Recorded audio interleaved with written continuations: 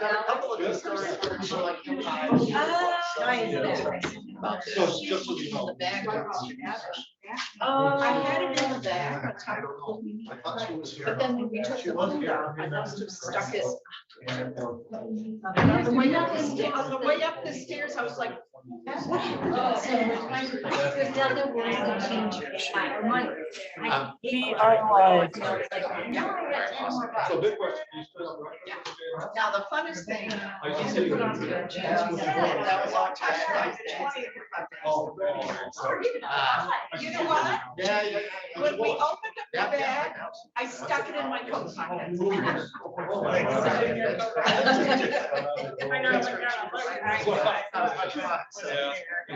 It was on top of the food. But when I like took the stuff out.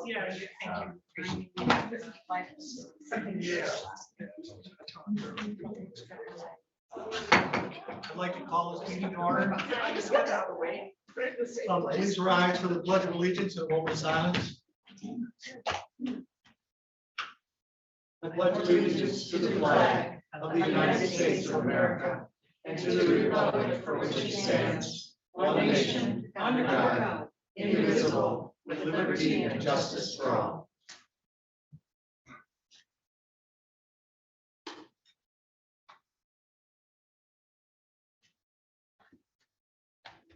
Thank you.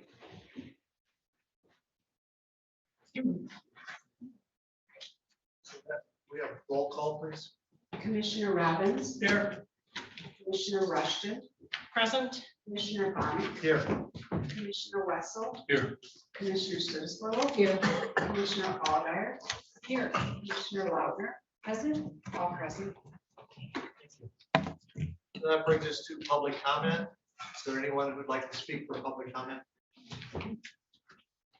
Seeing none, then we will move on to the purpose of the meeting, and I'm going to change the agenda around a little bit. Empire Village is not going to be here today. Yeah, they have a conflict and their spokesperson could not be here and requested they be placed on the agenda for the next meeting. And then the other thing is we'll move E, Alice. I think Beth Purvey is here. I don't see her. Well, when she comes, we will put that in. Yeah, she has to be. Yeah, she has to be first. So, yes. And I know Leelanau Children's Center, someone is coming from there, so I don't think. They'll be here at 1 o'clock. I got email. Good, So thank you. Yeah, after one. so I told that to Mr. Chairman. Right. So then I guess we'll move to Meals on Wheels. And they are here. Yes. Mr. Chairman, I may Yes. be excused for like 5 minutes around 1 o'clock to attend another meeting, and I will be right back.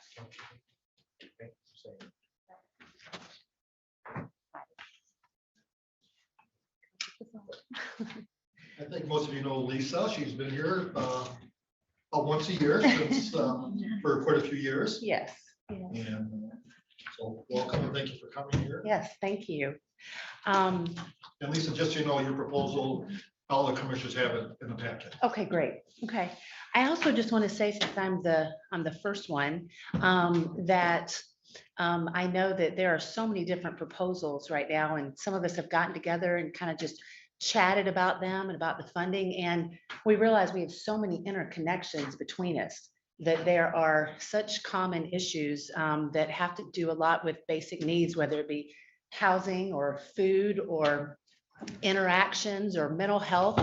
All these are, such basic needs to what all of the citizens across the generations need to have in Leelanau County to thrive, to survive, which is some of the basic needs, and also to thrive. And so we're just all really grateful to have these proposals, be able to come to you and to be able to, for you to have the community input, because it's a great opportunity with this funding, and really some wonderful things can happen. And so all of us are really grateful, and I'll just kind of start with that.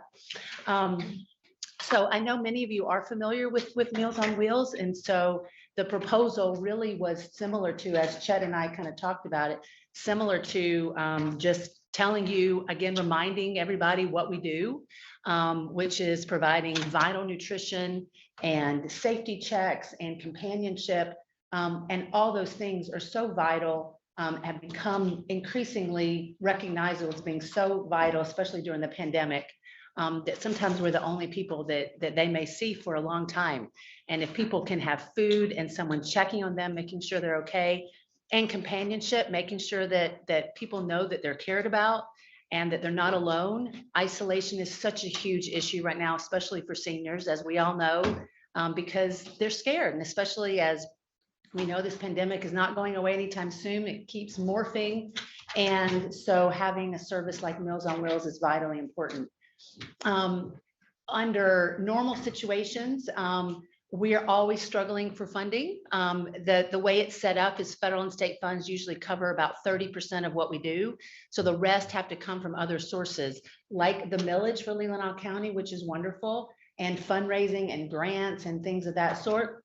I have to say the last couple of years with COVID, there was some special funding that came. And in 2019, we had a $100,000 deficit. And in 2020 and 2021, a blip on the map was we actually had a little bit of an excess. And that's just because of the extra funding that only was with COVID. Now we're coming back to reality. Our fiscal year starts in October. So now we're coming back to reality and having look for the same amount of funding. So what this proposal is looking at all of our revenue and all of our expenses, taking out the revenue that we know we'll get from the federal and state funds. We say we know we'll get, we never really know. You never know until you get it. Could all be vulnerable money, but that we plan, that we think we know. And then looking at what that difference is in Leelanau County. We have everything, all of our expenses, we cover 4 counties, but we have our revenue expenses broken out just for Leelanau County. So it looks at the difference between the revenue that we're anticipating getting and the total that we anticipate. This was done based on our fiscal year 20 numbers, which was October 2019 through September 2020, because at that point we had a full year's worth of data. So it's all the projections as far as we know, and then having it for the entire time period. So I had an annual amount and then multiplied by how many years we get it. I think at the time, Chet, that we had talked about to possibly 2021. So I don't know if that still is that time frame, but the annual amount is $74,672, and then multiplied however many years it is. So I also know that there's a lot of needs, wonderful programs, wonderful organizations, wonderful, really pressing issues. So I appreciate just being able to be a part of the potential opportunities, and we'll be grateful for whatever you guys decide are the priorities. Any questions? Lisa, last year you applied through Leelanau County, the Community Development Block Grant, Yes. and you were successful. I can't remember how much it was, but it really, I think your entire request was approved. Yes, it was. It Remember was. how much that was? I brought all kinds of backup in case I would be asked, and I don't have that off the top of my head because it was both in congregate and home delivered meals. I can get that for you, so I'm not quoting an amount. It's Yeah, not I exact. can't remember, but Lisa was very proactive last year and worked closely with us, and her request was approved for reimbursement, which was really helpful. Yeah, extremely helpful. So I can get that to you if you'd like afterwards. Well, I'm sure we have it. I Okay. just couldn't remember top of my Yeah. head how much it was. Okay. Thank you. Any other questions? Well, just so everyone knows, it's on page 58 in section 1.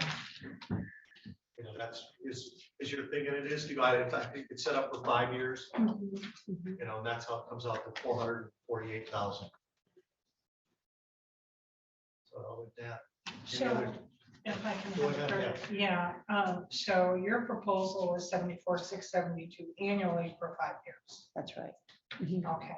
That was my understanding of what the The time- funds have to be allocated through December of 2026. Right. So that's, I think, where you got it. Yeah, and that's what the projections were for. Okay, but you were able to get them, For 2020. I'm sorry, when I say last year, I still think it's 2021. yeah, For 2020, Mhm. through the Community Development Block Grant. Mhm. It was Lisa October. submitted a proposal for reimbursement, Mhm. and we submitted as part of Leelanau County, and that was approved, and Lisa were able to get those funds all reimbursement. And the time frame for that was October through December of 2020. And then this starts 2021. So how have you gotten the extra funds? Well, some of it has been really supported within our agency. Through our agency, we also have community services block grants, CSBG, through fundraising and grants, etc. But and like I said, 2 years ago, we had a deficit of about 100,000, which was not going to be able to continue, to be very honest. So we have the last couple of years been really developing a much more aggressive fundraising plan. We actually recently, as an agent, I hired a fundraising consultant. His name is Jay Zremick. So that just a great person with great experience. And because he has such good experience. And at the time we didn't have a fundraising person. And I was trying to do fundraising and run Meals on Wheels. And I'm not a fundraiser like some of the people that are here. But we've been able to institute several things. And then recently, through those efforts, we showed how successful it can be. And our agency just recently hired our own the agency fundraising person starting in May. And so just really working very, very hard to make sure that we could raise the funds needed. I always say that I think about waiting lists. Some Meals on Wheels programs have waiting lists, and I can't sleep at night knowing that someone would go without food. And so I have just said, our chief financial officer always said, Lisa, what are you going to do about this deficit? When are you going to start waiting lists? And I said, I'm not. I'm just going to go raise more money. And being an accountant, he didn't really like that answer, but he didn't think it was very realistic. But I did. There is huge support for Meals on Wheels. I think everyone can always relate to it. Either they can think of themselves, a grandmother, a grandfather, somebody having it. And so it has great appeal. So we've been trying to really get the resources to do grants and fundraising so we can always have what we need. And in Leelanau County, I've been so grateful for the funding that we've been able to get, because that's a huge help. And we wouldn't be able to serve everybody unless we have that. So it's been a huge help. It's my understanding that there are several government agencies that are receiving these kind of dollars. And my question for you today is, what other agencies or government entities are you applying for these same dollars? At this moment, we are not. I was approached to apply for this. I have at this point not applying for any others. There may be ones out there, but I'm not familiar with them and aren't applying for anything else. You serve more than one county. We correct? do, yes. So you obviously have a goal, a dollar goal that you're seeking. And is this $448,030 your goal amount, or do you have a larger goal that you're? Well, so for Leelanau County, so we'll talk about, we do cover other counties, but this proposal is just for Leelanau County.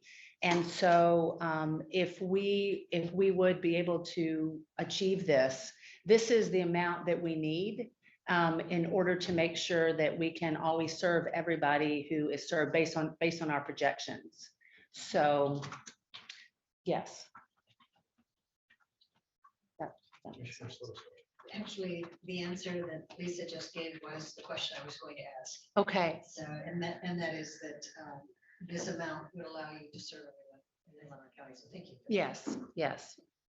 So, and I'm not familiar with, there may be funding in other counties, and it's always kind of a fine line, because I'm always very grateful for what we receive. And in terms of the counties, because there's always so many different priorities, I want to be careful about knowing that there are different priorities and things of that sort. So at this point, I have not familiar with or applied for any other funding. Well, I wasn't sure if you would have an opportunity to go to townships in the community, for added support. I wasn't sure the anticipated number of clients that you are going to, or you think you need to serve. Do you have a number of clients what's your number? Yeah, so the thing about it is, we never know Well, who's of gonna, course you don't, yeah, but so, you have to estimate. That's So right. how have you done that? yeah. for Leelanau? So this projection is based on previous experience. So the only thing we can really project is thinking that the past will predict the future. So that's why this projection is based off of 2020 and the number of clients and number of meals that and expenses that we served then. So are you saying to us today that the number of clients that you served in 2020 will cost this much more annually, $74,000 annually? Is that what you're saying to us? What I'm saying is the projections are based off of the past, like, we don't exactly know how many people will need our services. So it's based off of historical figures. Sure. And How they- much do you increase that? You increase that by 10%, 15%, 50%? So I haven't increased it. It's just assuming that what we've served in the past is what we will serve in the future. And that was the question I was having. What is your service count? Is it remaining the same? Yeah, so I do So have, what you're telling us, for the same amount of people you served 2 years ago, it's gonna cost you now 75, round figures, $1,000 annually, more dollars to serve that same number of people. no, what I'm saying is, like I was saying, in the past, we've run a huge deficit, which has been very concerning. Okay, And so in the last couple of years, we had some extra funding because of CARES, which we're not going to have for this year. And so we were able to serve them by our agency supporting us, et cetera, but experiencing a deficit, which can't continue. okay. Yeah. I have a clearer understanding. Thank you. Does that make sense? Okay. What you may want to do, Lisa, is contact the administrator in every one of your counties, because every county receives ARPA funds, Mhm, and we all have the same guidelines. mhm, So I would encourage you, and I know a lot of counties have not started the process yet, mhm. but I would encourage you to contact every county that you serve See, and see what their process is and eligibility for ARPA funds. yeah, I sure will. I know when you were talking about townships and things of that sort, especially within Leelanau County, I wouldn't necessarily feel comfortable doing that, thinking that we get, I know it's different funds probably than millage money, but again, I just want to be respectful of what all the needs are out there. And so, people always say, well, you don't get it unless you ask, and it doesn't hurt to ask. Sometimes it does, because people might get uncomfortable with that, I think. So I haven't gone to the townships and things of that sort. If I'm asked, I will always, always make a request, but I didn't want to, I guess, appear greedy, if you will, since we're already getting millage money. But I will look at going to the other counties as well, which doesn't affect Leelanau County, but thank you for that suggestion for other counties. Michelle. I want to encourage you to work your greedy. Okay. You're being greedy for the elderly people in the county. And you're doing it for them because they usually can't do it Yes, themselves. yes. And that's why I work so you hard have a to. very good cause. and Yes. it's gonna look askance. So I just hope that you have, looking at this, $4 million looks like a lot of money 400. for our total. Oh, grant. yes. It's not. It's gonna be gone like that, Mhm, and then it's gonna be gone. mhm. So in all of the other funding that's coming down, I assume your fundraiser Mhm. is examining all of those things and looking for every grant possible, Mhm. because even if we are able to give you something, This year, it's not gonna be good enough. right. Long Mhm. term. And it won't last, right? That's why we're working on several different kind of diversified funding sources, both fundraising and local grants, as well as contracts with different entities like PACE and waiver programs, trying to diversify the different funding sources that there are as much as possible. Mhm. And it's a sad story that we have elderly people who are hungry. And perhaps that's something this board needs to look at as a Well, I think through your efforts, allocation. We don't have enough facilities in this area that's, we don't have enough. We don't have what it takes to take care of our elderly population. So that's an issue. Well, I'm really grateful for the funding and the support that you give so that Meals on, there may be other needs out there, but at least for everything that we do with Meals on Wheels, we can make sure that everyone who needs to be served is. We never turn anybody down. Yes, thank you. So, did you change your guidelines with the COVID? So there was eligibility requirement before COVID, correct? Mhm. And now you're just serving anyone over 60 who wants to have a meal delivered to their home? So what it is, it wasn't us that changed the guidelines. So the 30% of funding we receive from federal and state funds, that determines our guidelines and our standards that we're required to meet. So the state changed the guidelines with COVID. It used to be the state's guidelines where the individuals had to be homebound, but the state changed it to anybody over 60. Yes, because the thought is that anybody over 60 is safer at home. They may get out some and may not have met the criteria before, but now. So that's kind yes. of my question. Now we're into year 3, so It's- it's got to be, stabilizing. Yeah, Um, it's so- interesting because that is still our criteria.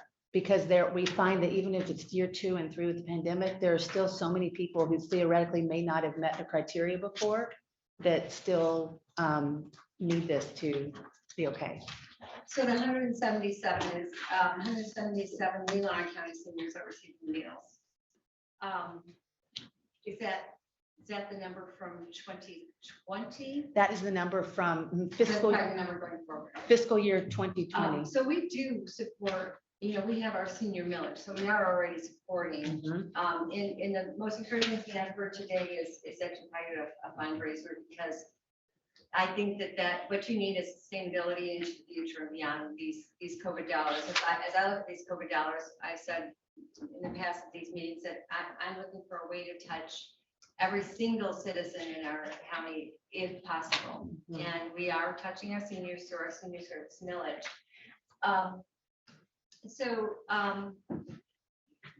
That being said, Leelanau County, I just read an article that is the most generous county in some region.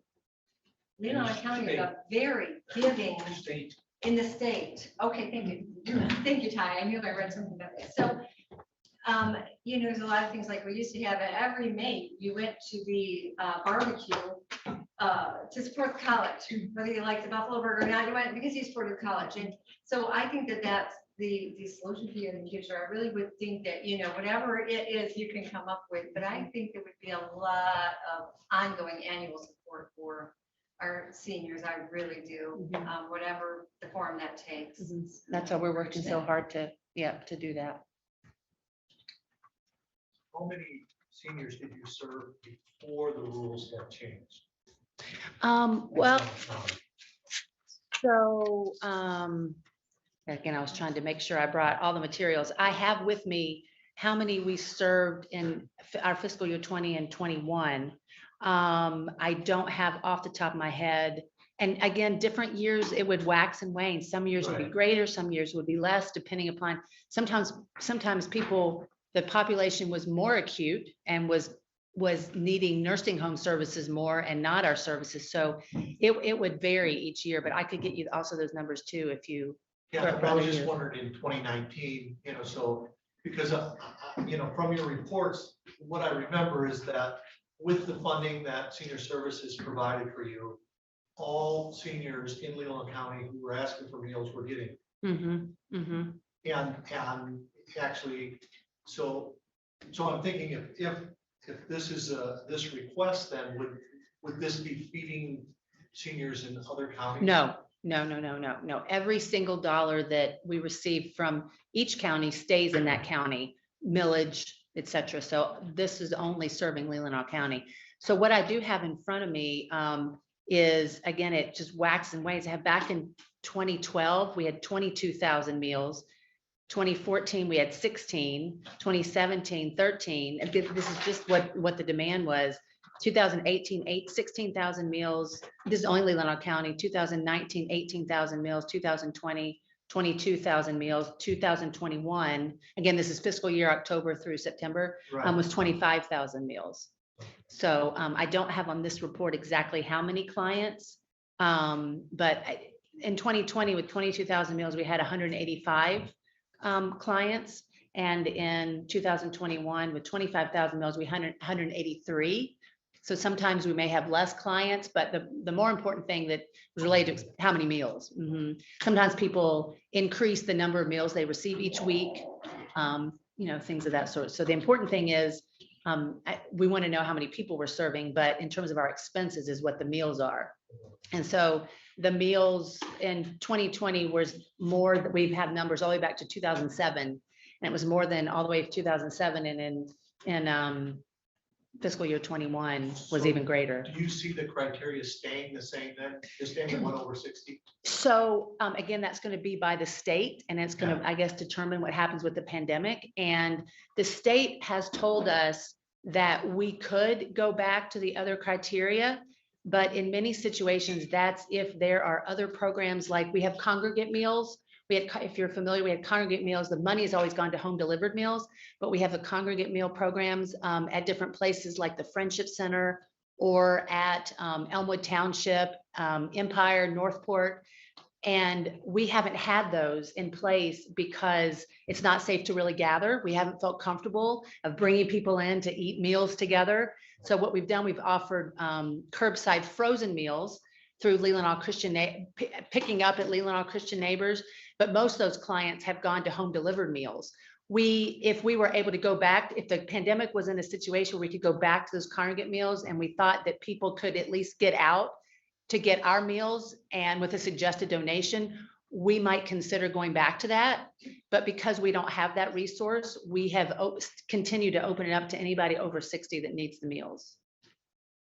And what we find is that even though they may not meet the strict criteria of being homebound, before was anybody who doesn't get out under normal circumstances, but we don't find that people are running around everywhere getting out. People are really staying close to home because the pandemic is still here and it's still scary. So we feel that this criteria is still makes sense for people that need the meals. That makes sense. Yeah, I guess I haven't experienced that. When I go, every place I go, you have to wait in line, it seems like. Commissioner Sims, This absolutely dovetails with, if you remember, April Messias, our Director of Senior Services, was sharing that during 2020, many seniors who had not reached out before found themselves in need and needed to do that and in isolation. So it's not surprising to see your numbers jump so markedly in 2020. And I suspect for the next few years, as long as we're fighting the pandemic, it's probably going to remain the same. I'm sure Leelanau Christian Neighbors has the very same experience. So. Yeah. And the lines may be of people, but they're probably not people who are getting our meals or who need our meals. Maybe they can, have other resources and be okay. Does that answer your question? any other questions or statements? I guess I want to add that the young people have to have a hard time even living here. Our population is backed up by the census counts. Our population is aging. So there are going to be more than definitely Leelanau County is, as you all know, is in the top percentage of the aging population, and it's just going to continue. The silver tsunami is going to continue, and that's why we're trying to put so many things in place for all of our counties for sustainability, to make sure that we can serve everybody. Waiting lists are not an option, so we have to raise the money that's needed. And when I say I don't want to be greedy, I'm very passionate about what we do, so I knock on a lot of doors and just tell our story, and we're able to receive money that way. Where I want to be really careful is within the county money, and just because there's so many stakeholders and needs, that I'm sensitive to it in that arena. And because I'm so grateful for what we do receive, I don't want to be ungrateful for that. Question, Yes. Lisa, and maybe you can answer this, and maybe it's a question for Mary Stanton, but recently there was a news item on the number of people in the county at risk food insecurity. Do you know the percentage of our seniors in the county that are food insecure according to the national governing standards on food security?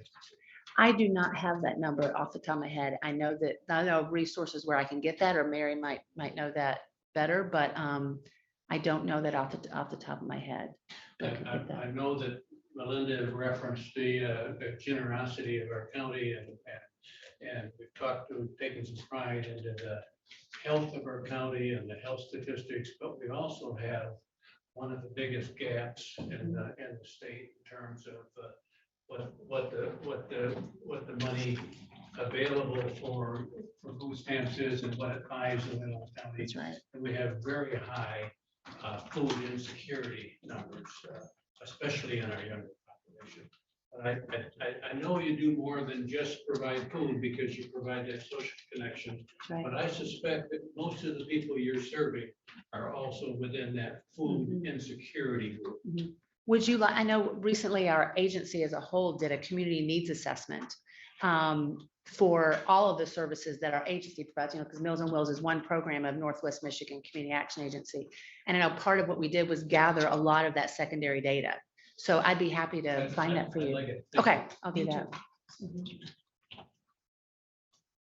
And food insecurity for seniors, or I think I'd probably get that for all ages. Food insecurity for Leelanau County, broken down by ages. I know we have it for the county, but I haven't seen it by ages. I think I can get that for you. Okay, out of all the different questions, I know you were asking yesterday or last year with CARES, is there any other information that I can follow up with you besides that? And I know you said you probably have the CARES money, but just so you have it in one place. Anything else that you feel like is outstanding that you didn't get answered? I would just like you to send the information to the administrator so Yeah, he can pass it. Oh, out of to course. all of the Yes. commissioners. Okay. Was there any other outstanding things that you feel like?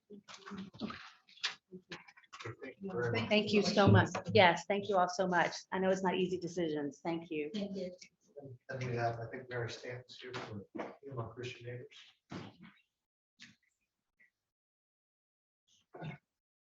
Afternoon, everyone. Yeah.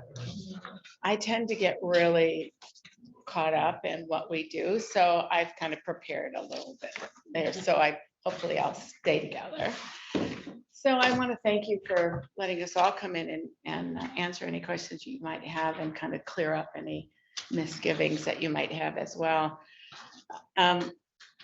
Let me just start off by giving you a little background of LCN. We were founded in 1987 by just a couple of people who realized that there were hungry people in our county. They took some food out of their own pantry, gave it to them, and then realized that there was a greater need than those two people. And they got together, 13 of the churches in our county, and formed Leelanau Christian Neighbors. Each church took a month, went to Traverse City, bought all the food for the food pantry, put it in the Suttons Bay Congregational Church in their basement closet, and served the people from there. Since then, in 2019, we formed a board of directors that was more of a governance board versus a working board. So we were no longer really run by the churches, but we are now, completely independent of that. We do not, nor have we ever preached the gospel to the neighbors or passed out any religious materials to our neighbors as they came in.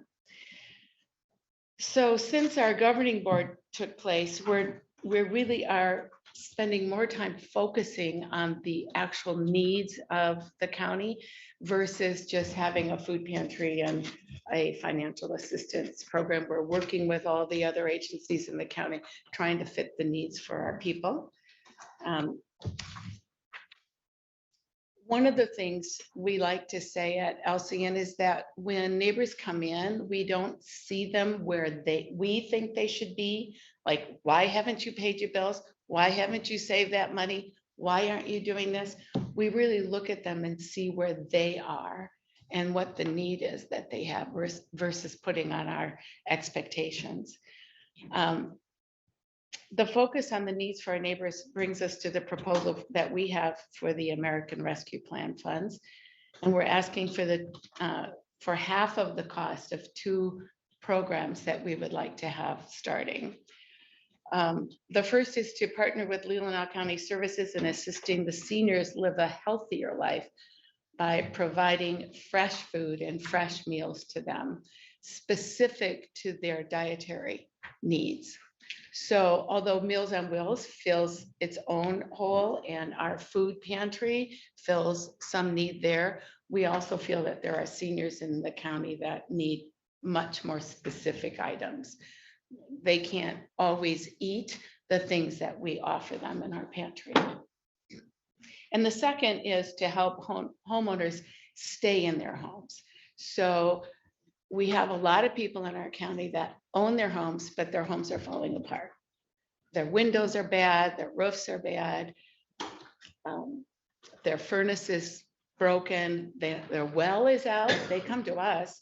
Or if someone comes to us and says, you know, I know Joe down the street hasn't had water in 2 months because their well doesn't work and they don't know what to do. So we realize that just fixing a small problem by paying a utility bill for a month doesn't really fix the problem. If we can go in there and really fix the problem of why that utility bill is high, why they don't have water,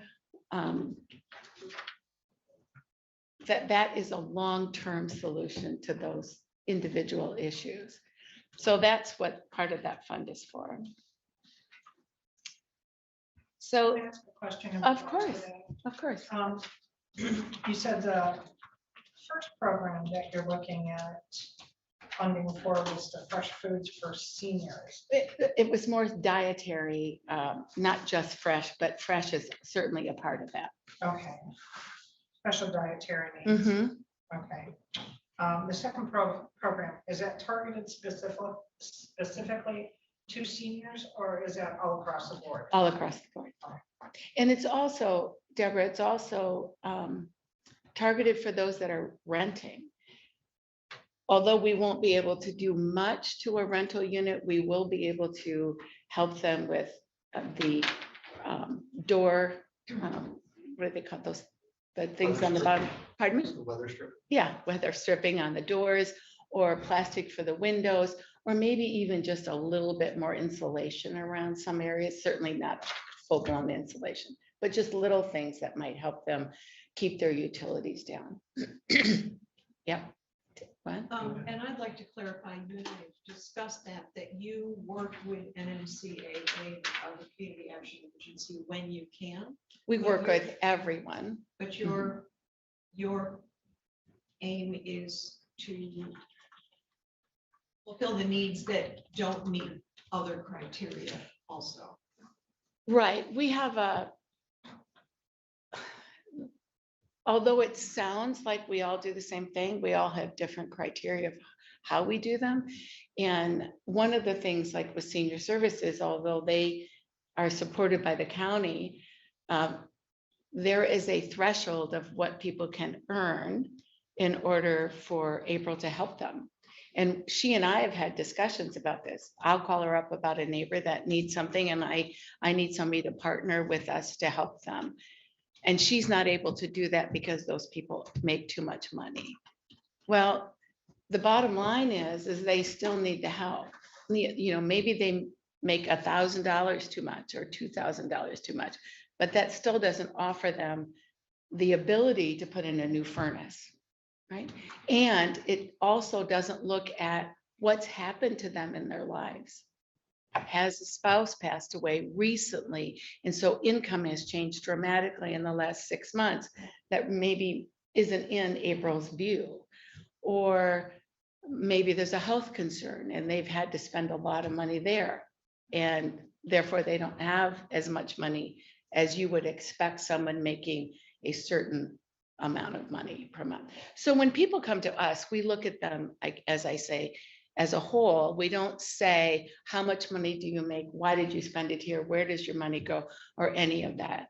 If they come to us in our doors, it's pretty much because they really need us. Now, we're not so naive not to do some work with other agencies to follow up. You know, with DHHS, we now have DHHS sitting in our office on Mondays And we can walk into Ricardo's office and say, hey, do you know this person? And can you tell us a story behind this? Or, it depends on how they're referred. So we do look into them, but not specifically with their income. Mhm. I just want clarification on the criteria in regards to these home repairs. So what you're saying, anybody, no matter what age they are, can come in and with needs and let's say they do need a new roof or a new furnace or something major like that. You have absolutely no criteria that you assess before you. Well, we have a The team. reason I'm asking is because I need a roof and I need a furnace. So if I don't have to qualify, I'm coming up there and asking you for a roof and a new furnace. Well, I would say no, probably, Deborah, Yeah, but why? I have a team of people that talk to that person and maybe look at their references and find out what the need is. We talk to their caseworker, we talk to DHHS, we talk to whoever we can to find out. But we don't say you can only make this much money a year. We don't say if you have a bill that's unpaid, then you're not qualified for our funds. That's what I'm talking about when I say we don't specify. Okay, so you've got a person that comes in that does not have any other agencies working for them, and they come to you with a need, brand new to the system. How do you vet that person? We talk to the other agencies involved, because I guarantee you, if that person is abusing the system, we're not going to be the first ones.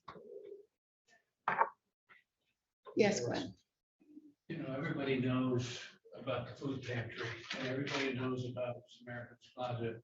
I think we're less familiar with the neighborhood assistance program and how you have trained community volunteers to sit down with neighbors, and that's got to be tough to go into the neighborhood assistance program and say, I need help.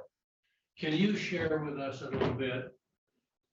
Because I know that what Deb's talking about doesn't happen. The hardest thing people do is ask for help sometimes. And it's hard to go, if you're not going to some big agency to do it, you're going into a group of neighbors and saying, I need help. Can you talk about that process and how much money you give out and the kinds of things you give out for neighborhood assistance programs? Was that a rambling question? Oh, no, not really. Well, we have a team of 8 people that are trained. They go through training before they're allowed to work with the individuals that come in. And I would say they're trained to kind of look for those people that are using the system. They're trained also to keep their hearts open and their minds open to what's happening in front of them. Recently, we had a gentleman from the other side of the county who Senior Services actually found, and they couldn't help him completely. He was 78 years old. His wife had just passed away, and her Social Security check was no longer coming in. So they had a mortgage on their home, plus all the bills that go with an older home, and his furnace didn't work. So he wanted 28 cords of wood to be delivered to his house. And we were like, wait, he's 78 and he's got 28 cords of wood coming in. That doesn't sound right, that he's going to be able to deal with that. So we went to him and found out what was happening and realized his furnace didn't work. So we pulled our resources together and got him a new furnace. We had a woman recently who became a paraplegic, and she couldn't afford to get her house in order for her in a wheelchair. She needed a refrigerator. She needed a ramp. She needed her bathroom completely redone. So again, we went to NMCAA. They, I think, paid for the refrigerator. You know, it's a very expensive refrigerator, $3,000 or $4,000. We paid for the bathroom. Freedom Builders did all the work for free, but we paid for all the materials. And then someone else built a ramp to our house, so. But that woman had made money. She had money, but she couldn't afford all of these things at once. And it wasn't a situation where she could live until it looked like she didn't have enough money and people would help her. So You don't need my help in answering the question, but what I was hoping you'd say is that you never in isolation deliver help. You're always sitting down at the table with all of the people from Leelanau County Family Coordinating Council and DHS and West Michigan Community Action Agency and the Northport Lions Club and everyone. Everybody. Recently, I called the church because I had heard that they had a fund and they helped pay a rent for somebody because we can only do so much. So the vetting We can really only do, happens. The vetting absolutely, happens. absolutely. I would just like to confirm, because I did that job, that yes, you train people to vet. Yeah, Always explore what other avenues they have taken, what other avenues they might have. Is there somebody else who could help? That's absolutely. but I can't tell you how many times we have people that come in our door that have gone to other agencies and they didn't qualify.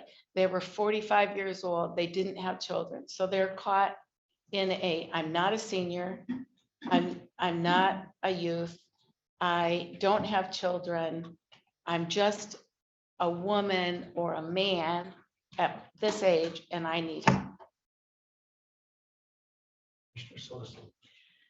Mary, if I heard you correctly, when you were talking about the house repair program, you indicated that you'd be including renters.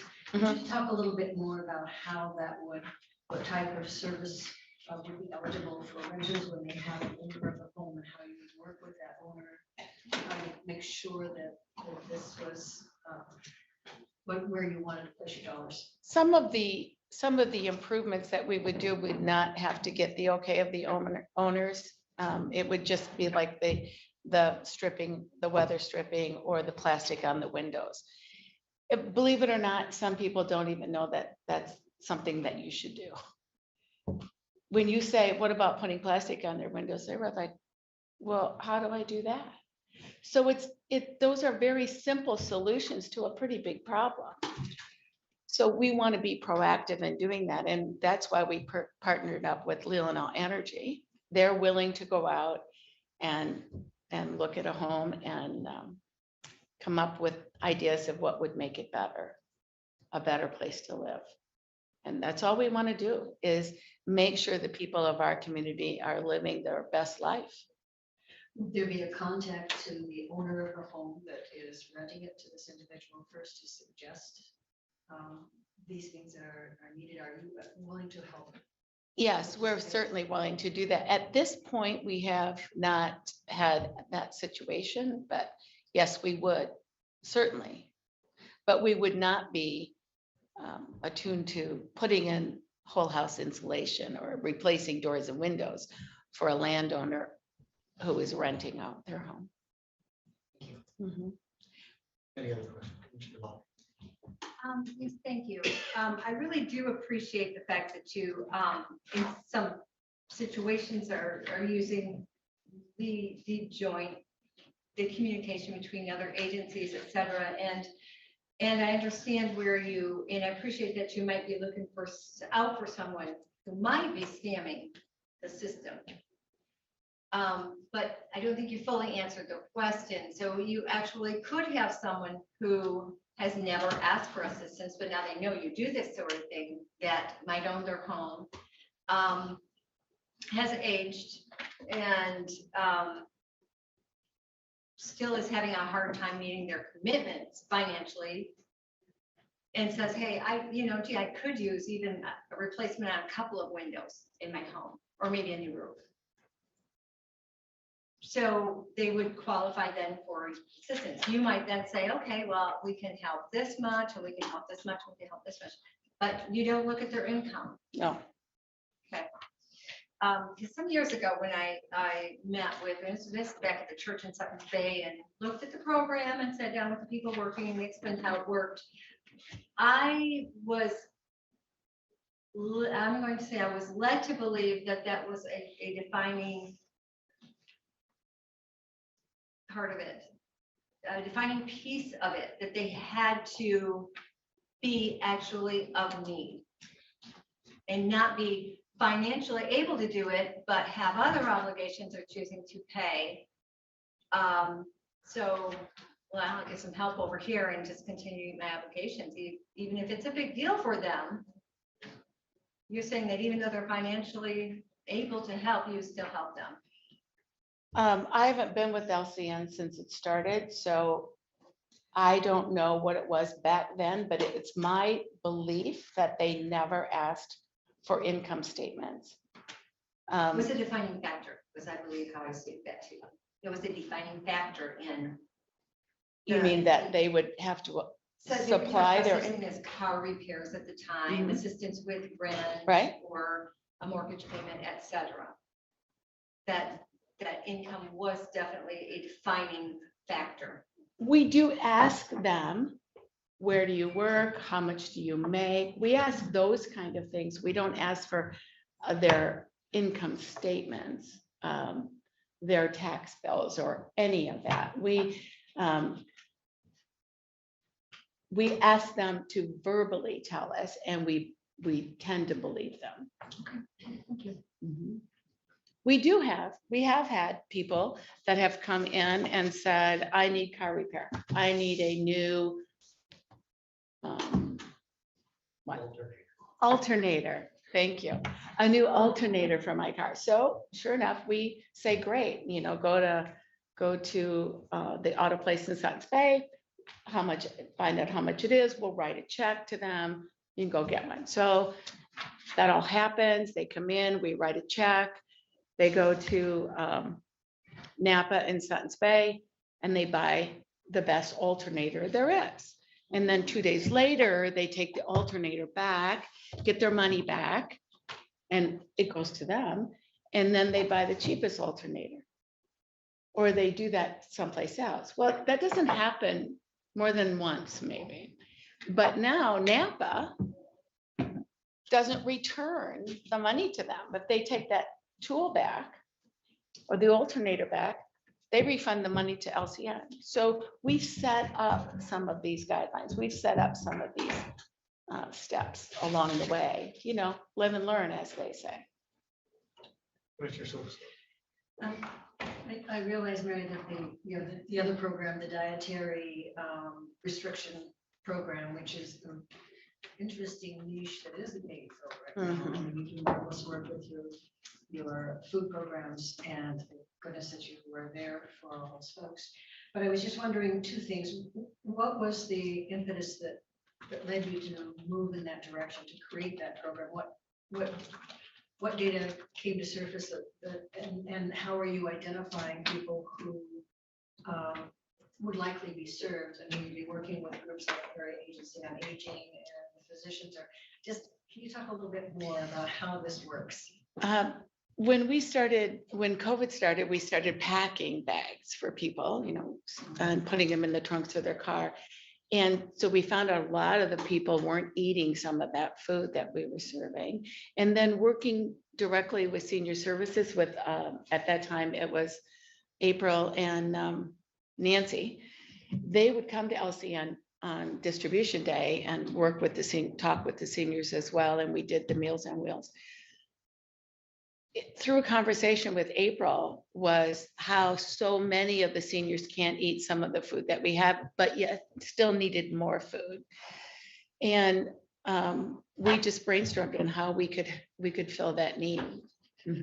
So she would actually talk to the seniors and determine their menu, and then we would fill it. So I am not part of the figuring out what they need. Do they need non-dairy foods or whatever it is they need? That would be up to senior services. Should be reacting to the feedback from the nurse and from the client. Yes. Mhm. Thank you. Yeah. Mhm. Is there a dietitian then that does it, or is it just a? Well, we haven't put it into effect yet, so we don't have the whole program yet, but we're also going to work with Share Care. So they have a dietitian there. Yeah, okay, that's good. Yeah. Any other questions? Yeah. Commissioner Rush? Couple clarifications. So, correct me if I'm wrong, but the first program is targeted for the purposes of serving the seniors through our senior services department. Is that Yes. okay? The second issue on the repairs, I thought you said it is not for rental homes. No, we would help rental homes, but not very much. Okay, I mean, we couldn't put in a new furnace in a rental, well, or we wouldn't. and the reason I asked that because in the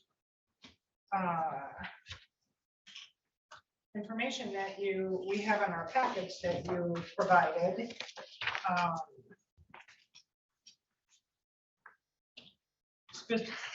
specifically talking about renters living in high-priced rentals that are energy inefficient and having to pay higher than normal utility bills, you have set up a housing improvement fund.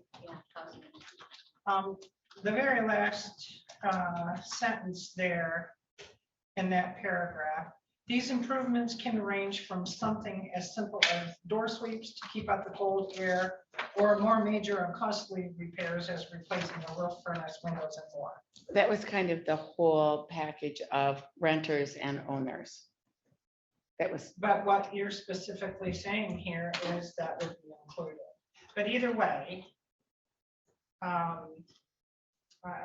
think I have a pretty good idea of what you're trying to do.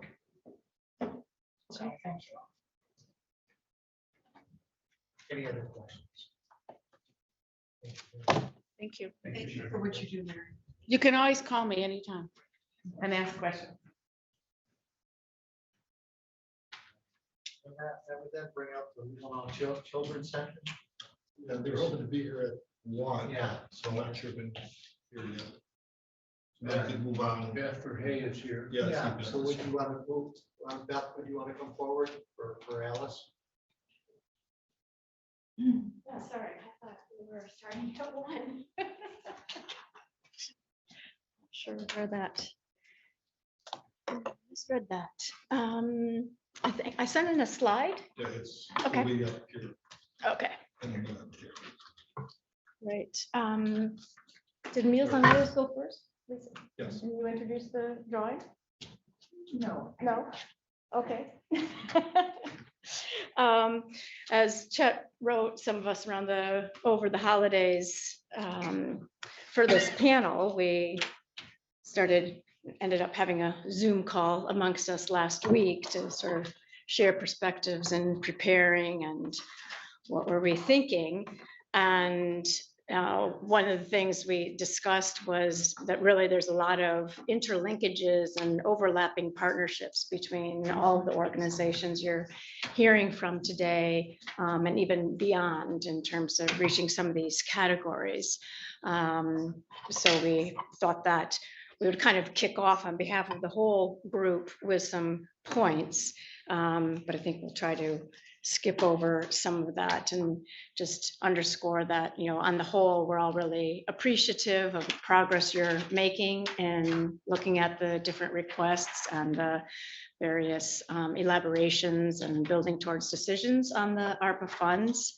I think we all agree that, across all of the proposals, these are things that are just of such increasing needs to the most disadvantaged households in our county. And so there's not a sense of competition.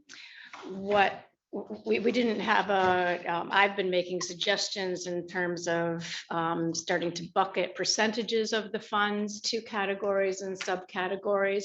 We didn't, as a group, come to agreement around all of that. I'll share a little bit about some of the varying perspectives on that at the end of what I'm going to say, but what I would want to emphasize, and I didn't bring extras along, but I know you've been working with things like what are the expenditure categories and the expenses and so on that would be relevant under those.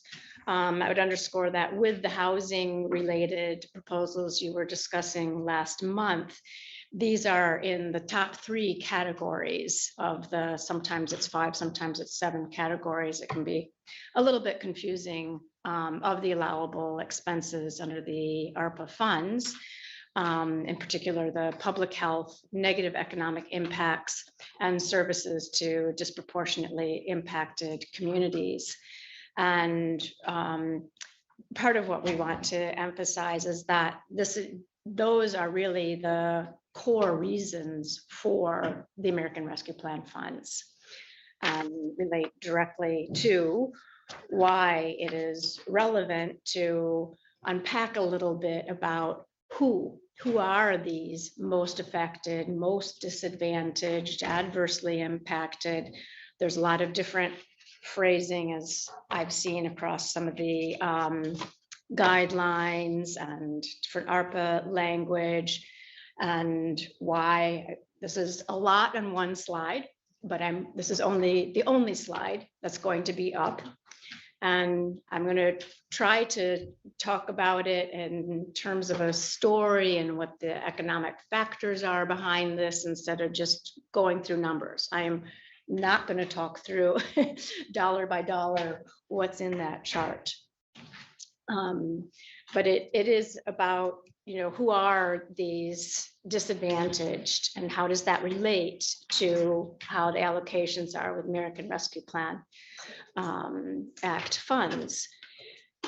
I just made a couple of notes to myself to just provide some quotes about what's emphasized in the guidelines from the original legislation. And I've also, mostly been looking at the National Association of Counties site to kind of see what some of the resources are that are especially relevant and you've been accessing already. It emphasizes, in recognition of the disproportionate impact of the pandemic on low-income communities, it's about assisting families in need, bolstering the workforce, the COVID-exposed role of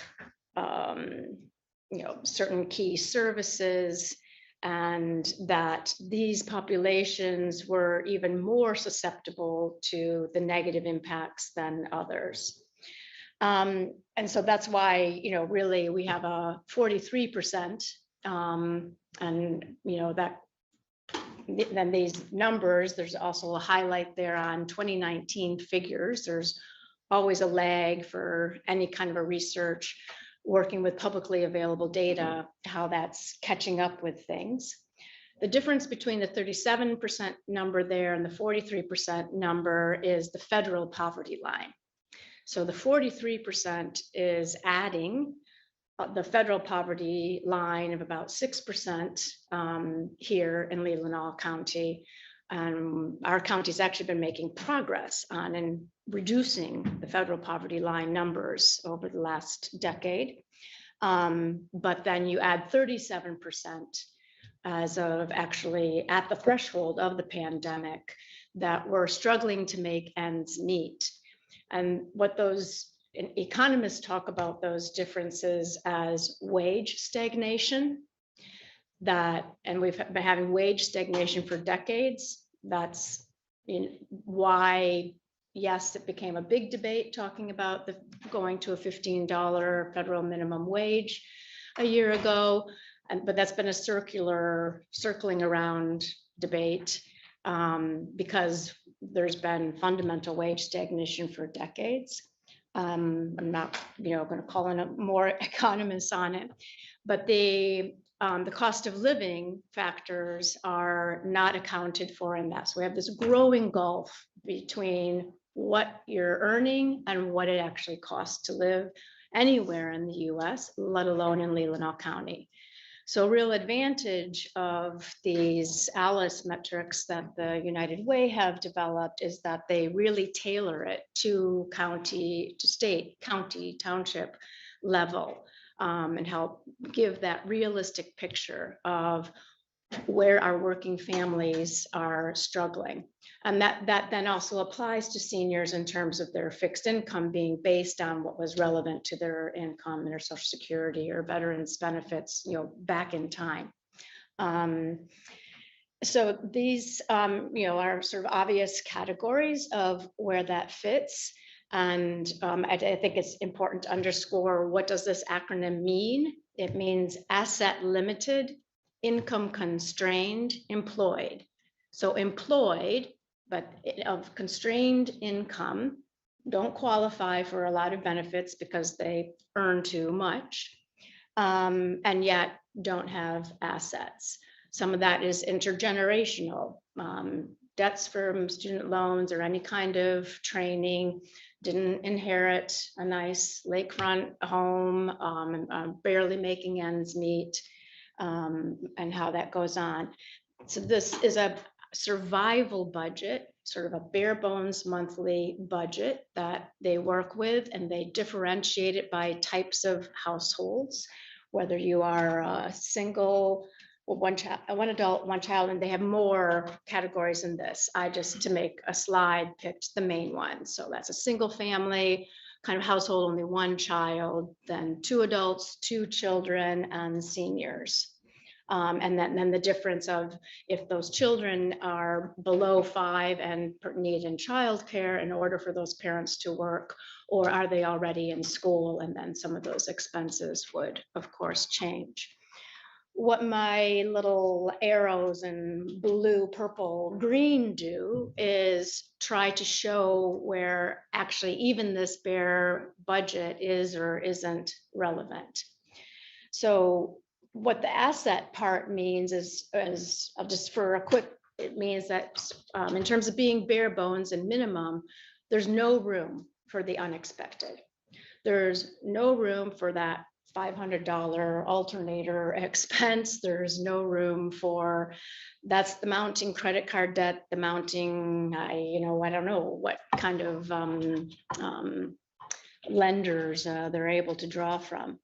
My next door neighbors are the 2 seniors on fixed income. He is one of the remaining Woolsey descendants, if you know about Woolsey Airport. I mean, this is a long-time Leelanau family. What has kicked them over the edge during the pandemic is they needed a new well. They were hooked up to my well for months. You all know what kind of an expense that is. They were able to get some help to keep that under $10,000, but that's a very difficult expense to undertake. So if it's just to unpack, not all of them, but some of these key numbers, the blue, and a lot of these, I put with the slide and sending it in to Chet and colleagues in the notes of the slide, the sources. All welcome to do more on that. On the housing side, a lot of this, some of this I've been drawing from Housing North. You had Yarrow Brown with you last month, and we were talking about some of that. And what I'm trying to point out, key here is they're trying to provide what a bare bones rental budget is, and it could be similar to a mortgage payment.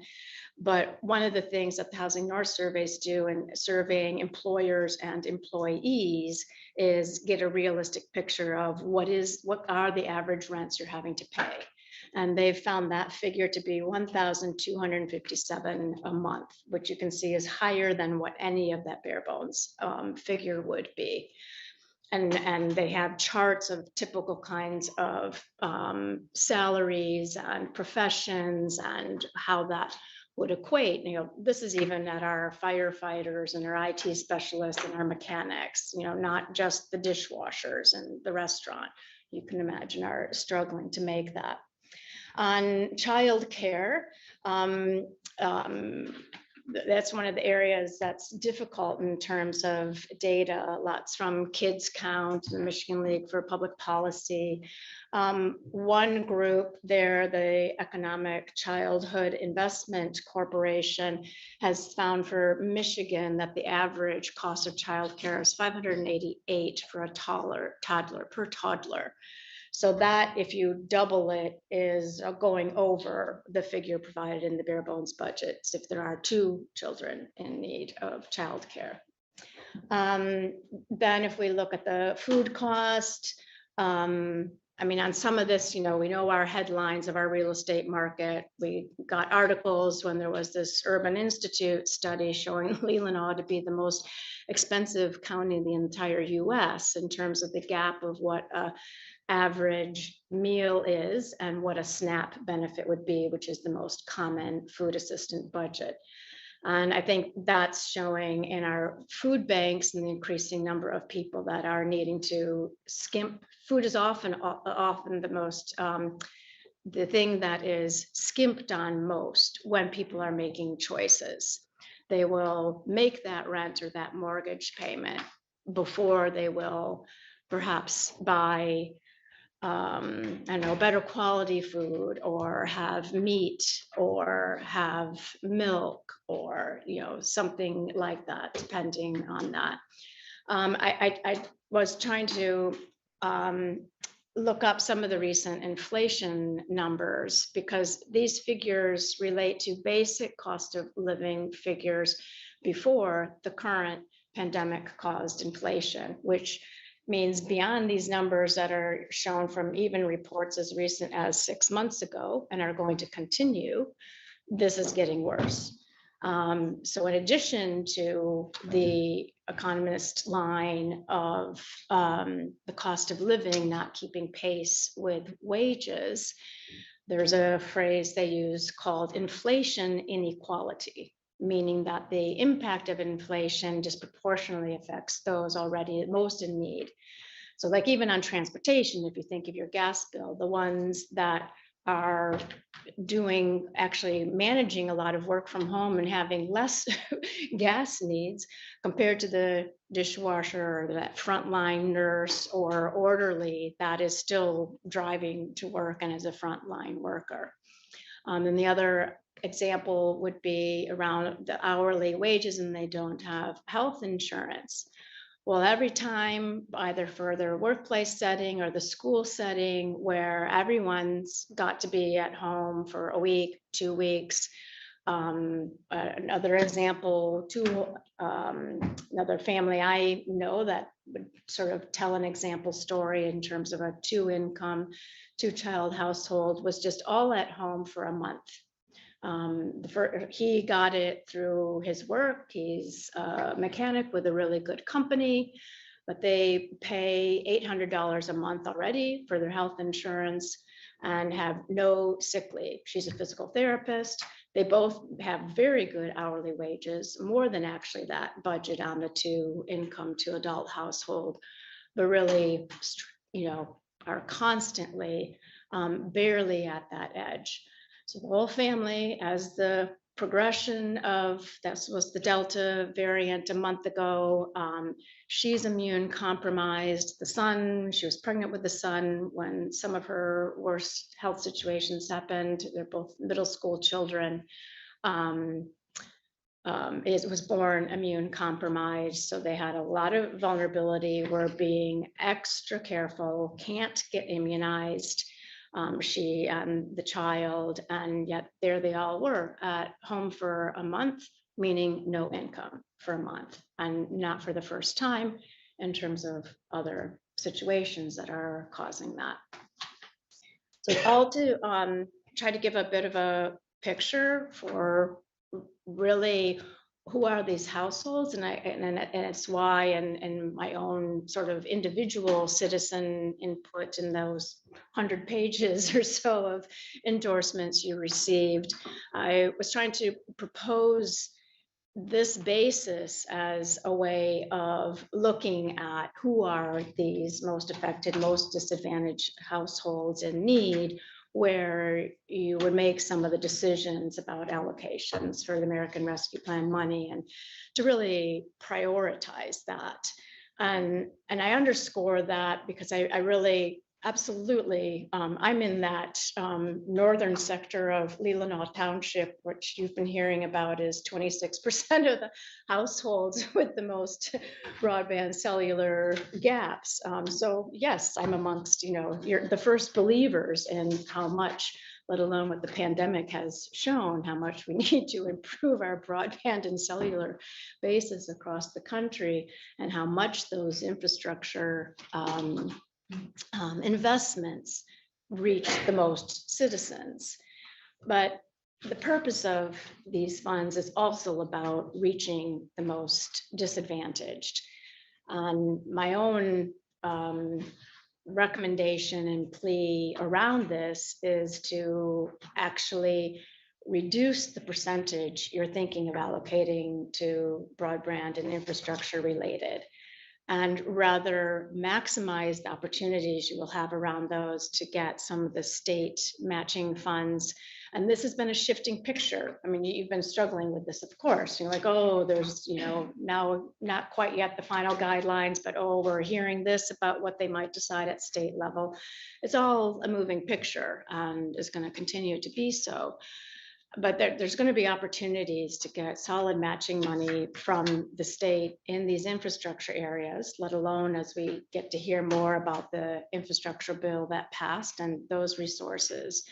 Then there is going to be to get matching funds around these categories that overlap in these proposals, organizations you're starting to hear from, and I would include some of the housing related discussion you had last month, and that these are also the front end need now. The infrastructure investments are, of course, things that happen over phases. So yes, you have up until 2024 to make allocations, and even the expenditures can go into 2026. But I really urge you to make some initial allocations now in these really hurting households that are really struggling to turn the corner overall and be part of the workforce in our county. I spoke without looking back at my notes, so I'm sure I missed some other points I wanted to make. I did make a number of copies that I'll just bring up to you. I was, in preparing, spent some time on the National Association of Counties website last night and this morning. Just passed that along, and I pulled together into 3 pages. They've started to analyze plans they're seeing. They say that they've got over 255 so far, and that 6 of these, from what I could look up, are Michigan counties. The one with but still over 200,000 population. So none of the Michigan counties with examples in are a similar rural population as us, but Ottawa County was, I thought, kind of coming the closest. And they're showing, for example, that, and these percentages are not going to add up to 100 because they're showing of these more than 255 counties, how many of them are putting money into particular categories. They've only got 33% on broadband compared to 43% on housing related, 57% actually on water and sewer on the infrastructure side, 68% on what they've grouped together as human services, children and families, and 79% in health related programs. They've done 4 topical reports, one focusing on, they titled it Children and Families, picking out key subcategories of childcare, entrepreneurship, after school enrichment, childcare grants for low-income families, wraparound services for youth and families, and then one on housing. The main subcategories highlighted were affordable housing, support services for those experiencing homelessness, and assistance with rent and utilities.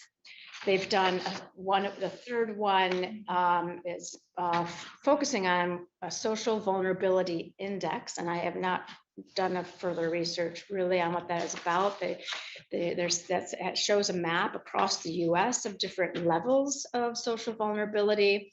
And they highlight the combining factors of poverty, lack of transportation, and poor housing conditions.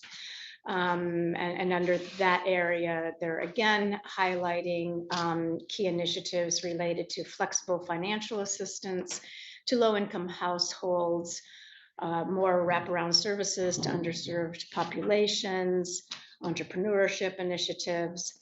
And finally, they do have one focusing on rural communities of populations less than 50,000 and about 10 county by county examples for each one. So I thought that was really interesting, just to start to see examples of how other counties are prioritizing and moving along in their process. And I thought might be useful for your further discussions. Thank you for that. Do you have any questions? More of a request. Yeah, thank you for all of the work you put into summarizing. And I think your suggestion to use the ALICE metrics in terms of looking at proposals and funding strategies is very worthwhile. I may have missed it, but I think you put a lot of work into your chart. I'd love a copy. Could you? Did you send that in advance and I just missed it? At 10:45 Today? so check it out. Oh, today. Okay. That's why I missed it. All right. You mean the slide? Yes, the slide. Okay. We were in meetings, so we haven't seen it. Yeah, I sent it to Chet and Laura last night, and I don't know how it goes from there. I do put a Yeah. lot of work into it, and to be honest, I can't see it. So. Okay, yeah. So I wanted to be sure I had an opportunity to review it. Yeah, Thank you. yeah. Any Thank other you. questions? Not a question, but a thank you, Beth, and a good reminder for all of us. If you look at that very powerful chart, 1 out of 3 of our residents are working full-time and this close to being in real trouble. And we can't solve all that, but we at least need to be aware of it, I think. And I like the ALICE metric, because it's when we talk about poverty, we talk about decisions people made about not having work or not getting an education. But the ALICE metric, the 37% of the Leelanau County folks that are ALICE, they are working full-time. They have tried, they made the right decisions, and they still can't heat their homes or repair their roof. And I think that's an important message for us all to get. Thank you. Thank you. Anyone else? Well, thank you very much. We Yeah. really appreciate it. You're welcome. Very good information. Next would be the Leelanau Children's Center. Are they here this time?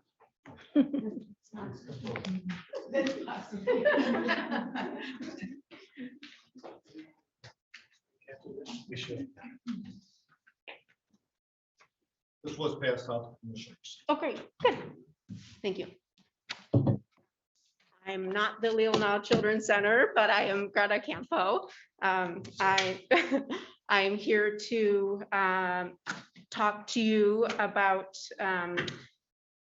to consider allocating money to a initiative I'm part of, an infant toddler childcare initiative.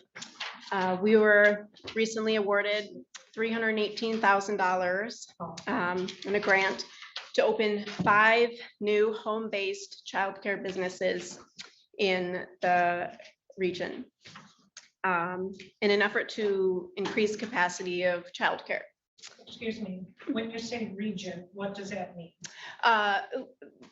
This Leelanau County. So it's Leelanau County? Yes. Okay. Although this pilot is getting looked at as a model for others all over the state. We are looking for $50,000 to help fund the program into 2023. Our grant pilot ends December 22nd, 2022. Our basis is business startup. and the fact that we are partnering with other community organizations and businesses to coach and mentor new business owners. Without this initiative, we'll lose qualified workers and families to other counties that can provide care for our youngest community members. This is a one-time investment that will help the pilot move to a tri-share business model that includes business partners and providers. It does not rely on additional government funding. Why we think this is so important. Childcare is lacking in this area. And we know by much research that it can increase school readiness for children in this community. It can increase mental health of mothers who tend to be the primary caregivers. For our community, it can increase the ability to attract talented workers into the area. Starting a home childcare business can provide earnings for the family or allow family members to get back to work after they've had their children. And it can allow them to reenter the workforce. So we hope you consider allocating some funds to this startup that we are very excited. If I Go may, ahead, yes. you say this is a pilot program and it's going to be over the next 2 years, 22 and 23, correct? Mhm. And you're looking at specifically 5 new childcare opportunity, Yes. business opportunities? Yes. In Leelanau County. Yes. So talk to us a little bit about how does that help? How does this help the average young family with childcare? One, obviously, it gives them more opportunities to make a decision where they want their child to be, but how does it help them financially? Part of this initiative is to bridge the gap with tuition for childcare. Where does that money come from? Childcare from this grant that we received. You're bridging. The gap of tuition. Yes. That it would cost a person to the cost of childcare and what the provider needs to charge. So the grant, which is only for 2 years, Mhm. is going to assist the struggling family with childcare. What's the percentage? I don't have that number for you. Okay. I'm just wondering, I think it's a great idea. We absolutely, in my opinion, need more opportunity for childcare. The home-based part of it, of course, there's guidelines, state guidelines for that, that these Yes. business operators would have to go through the hoops. Yes, part Yeah. of this initiative is to support new providers in licensing and getting their business on the ground.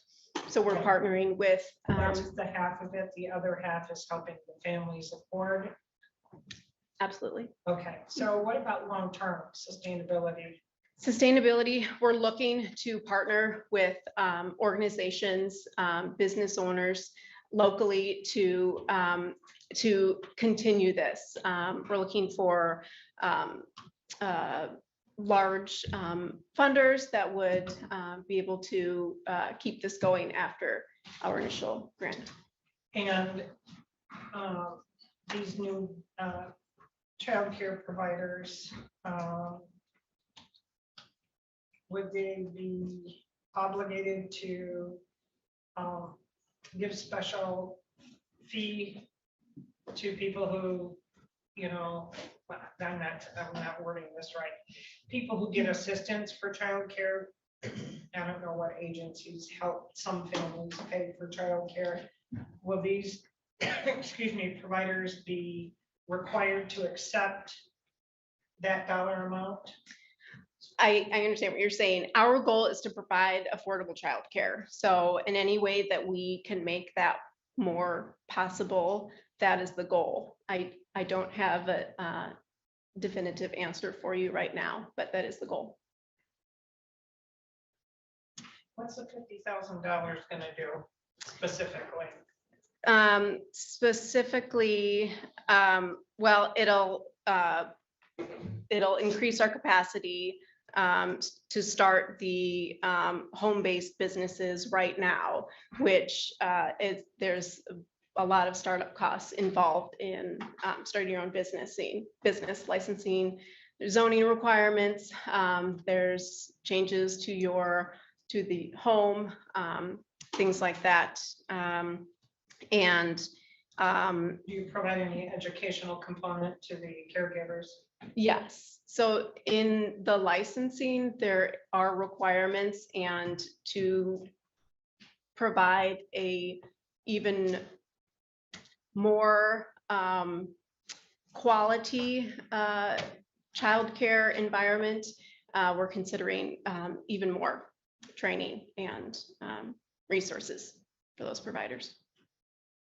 I see this as a potential of creating job opportunities in our community while providing some of our Alice families or others the opportunity to have a diverse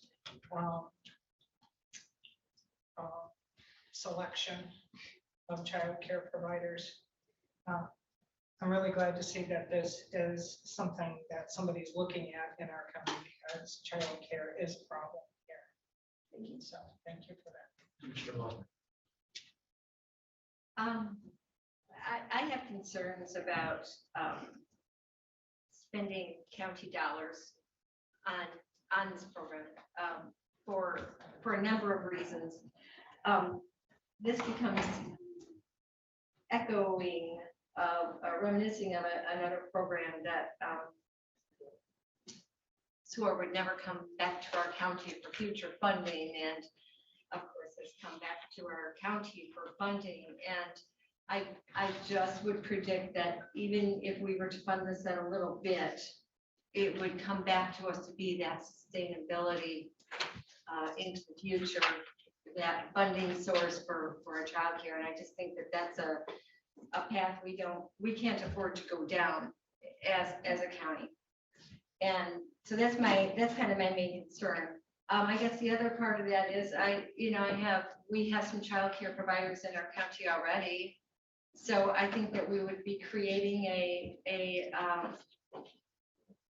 uneven balance there of helping some people with their daycare and not others. Like if you're going to one of our new daycares, we will help you and we will pay your, you call it tuition, but the fee for daycare. And yet we've got families that are paying daycare now. And so we're just, well, we tend to do that. Well, you're making it. We've heard all these presentations. You're making it, so just keep doing it. But yeah, we're going to help somebody else over here, even though we're doing the same thing. And I kind of have an issue with that. I don't think daycare is as I said, I really don't think daycare is a path that county ought to be going down.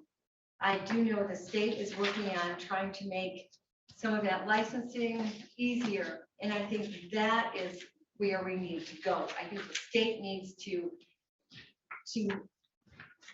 help in that sense.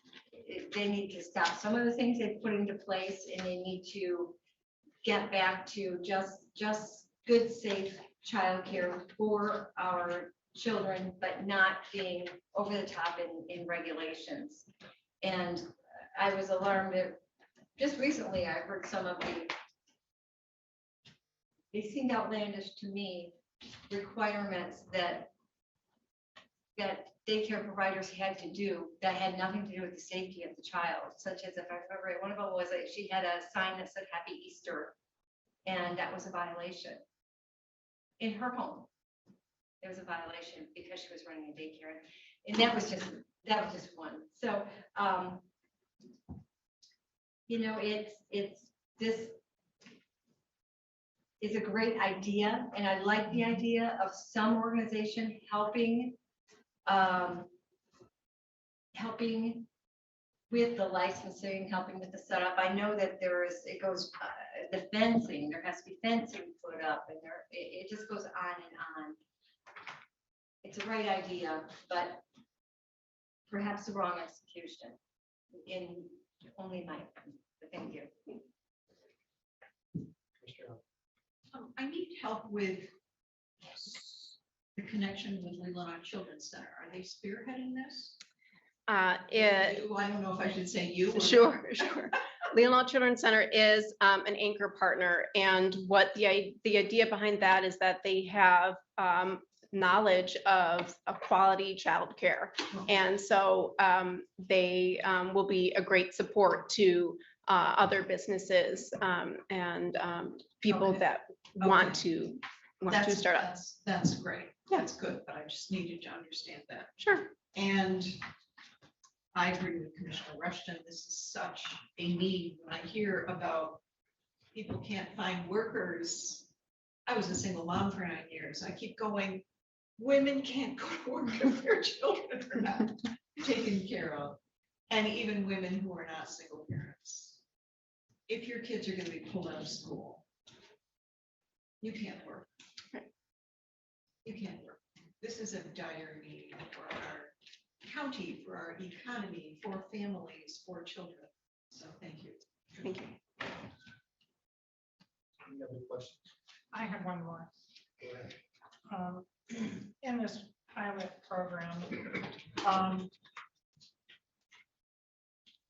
what kind of an agency are you? I mean, are you an agency of sorts, or how did you end up involved with this pilot program?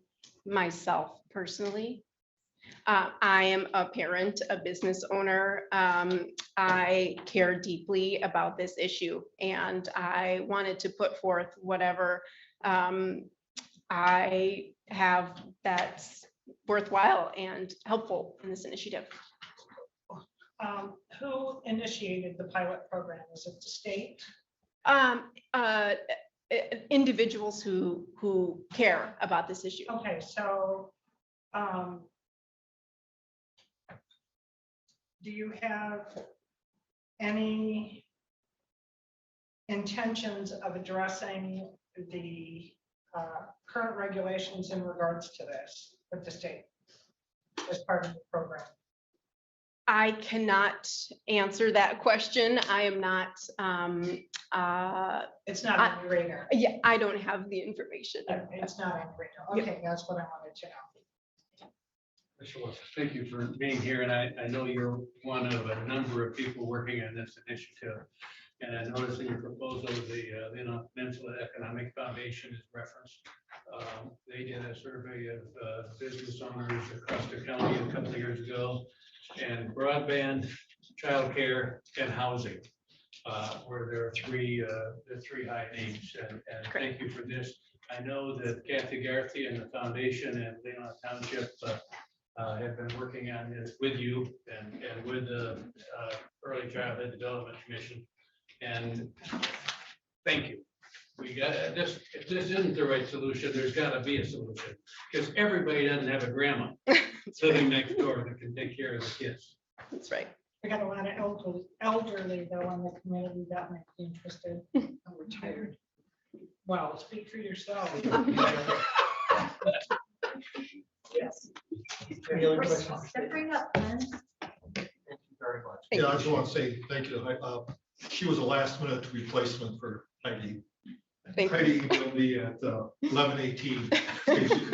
Heidi is I know- Leelanau Children's Center. Yeah. I am So not. Thank you for changing your schedule and for coming at last minute. Well, you did a good job. You did. It's Thank not you. easy. Yeah. So I just want y'all to know that. I'd just like to all take a break here for 10 minutes. Thank you for listening. Jack, It's a lot of pressure. We told them it's 45 minutes. to get off your bed. Yeah. I got it. I usually have 55 minutes. Yeah. She's happy. I'm gonna go there.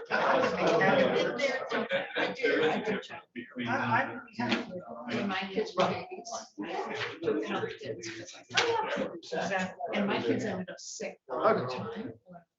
Poor Greta got 45 minutes more to stick up for that. I know. I just want to say thank you. That's nice. But I did do it because my kids were. I didn't realize that. Yeah, I just checked my email. I don't know. Your new rule. But I checked my email, 11:18. So can't come. I'm trying to find something. You know what, Laura, I'm here, so I have to get my license. 40 hours of CEU. And they're very exciting to do. Well, this year they got some new program. That you could not get through, computer program. that you could not That's the get problem. through. See, somebody. That reminded is the them. I was on the helpline In so many township. times, and then I just don't. I emailed one day this guy who helped me. once. He Donated said, "My money, kid's guys, been that's gone what for we 6 weeks and I donated to cannot work." What's the realty fee on? You gotta do like that. $1 million? That's Laura. They can donate that, maybe. Now, maybe they give us. Where we need to go. And that was Laura. That was We got. when we need to go. And the. But I wish you'd call him and. Lay it straight, yeah, I can fill it. And let him know. He's worked the finance. Yeah, yeah, definitely. But I like that, next to the recycle better or next to cemetery better. Yep, Newport, Yeah. Yeah. Or you can walk to work, or you can be on the sewer system and you don't have people propane. right. So next meeting for this group is gonna be next. I'll send it to you. I appreciate it. Thanks for being here. Thanks for being here. Thanks for your.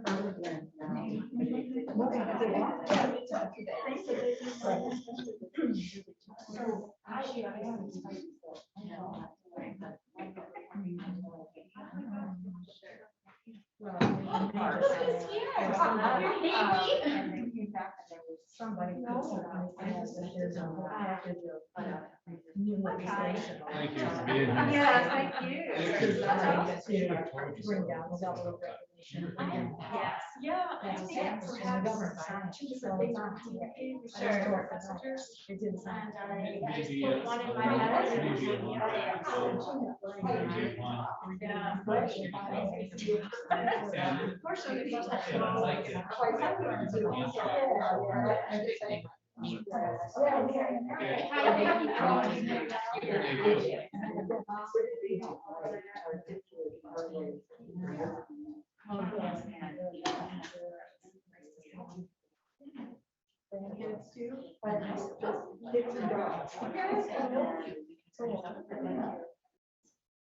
Just like.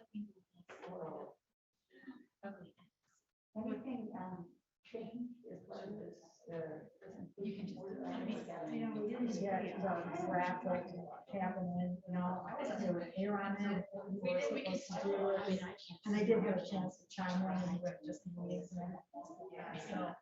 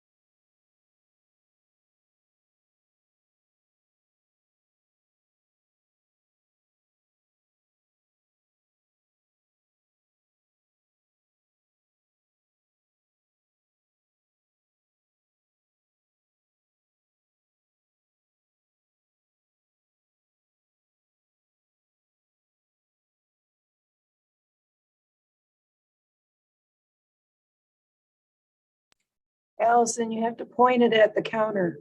There can be child,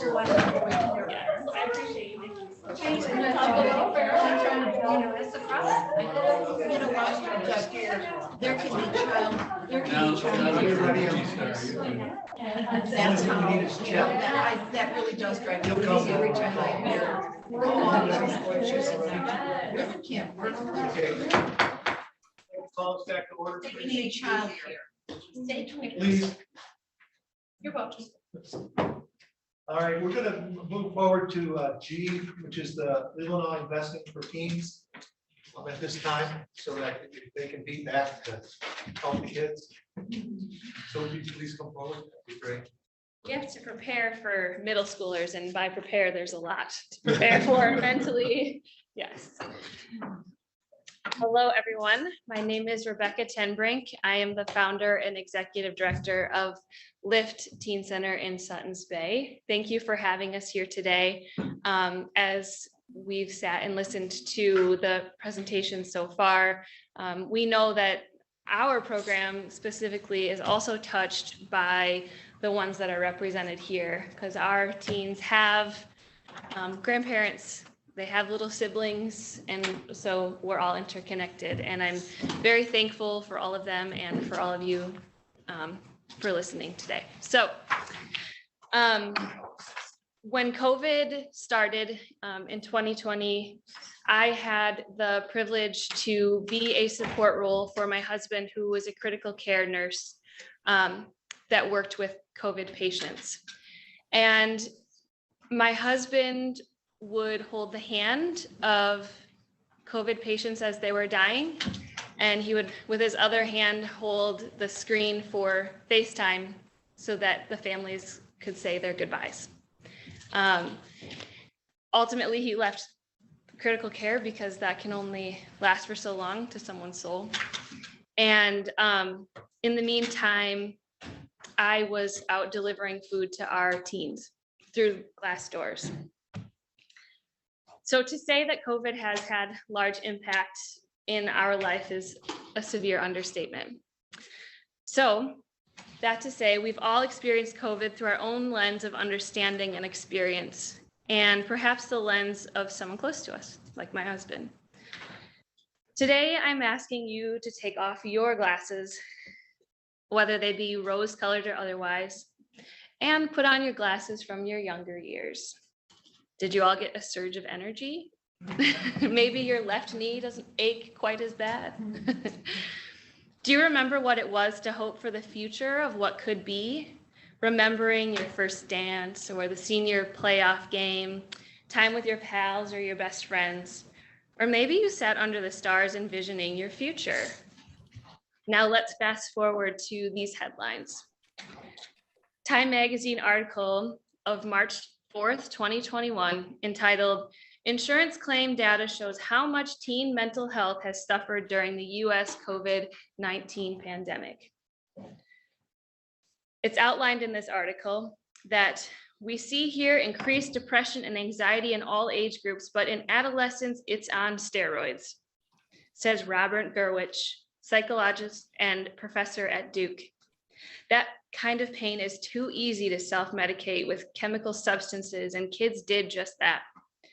In the 13 to 18-year-old group, claims for drug overdoses increased by 95% in March and 119% in April.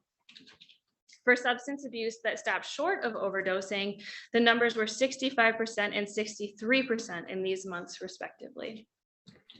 And fast forward to this recent article. December 7th, 2021.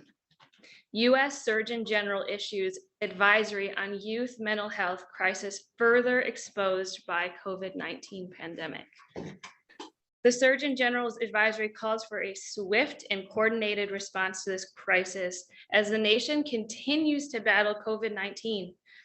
It provides recommendations that individuals, families, community organizations, governments, and others can take to improve the mental health of children, adolescents, and young adults.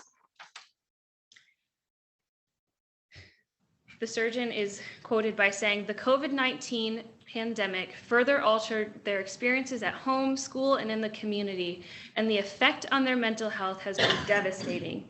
The future well-being of our country depends on how we support and invest in the next generation, especially in this moment, as we work to protect the health of Americans in the face of this new variant. We also need to focus on how we can emerge stronger on the other side. This advisory shows us how we can all work together to step up for our children during this dual crisis." The fact is young people, and especially our vulnerable youth, the COVID-19 poses considerable risks in the field of education, employment, mental health, and connection. Youth and future generations will shoulder much of this long-term economic and social consequence of this crisis. Their well-being may have superseded by short-term economic and equity considerations, but providing community programs where youth can be seen, loved, and heard is pretty priceless.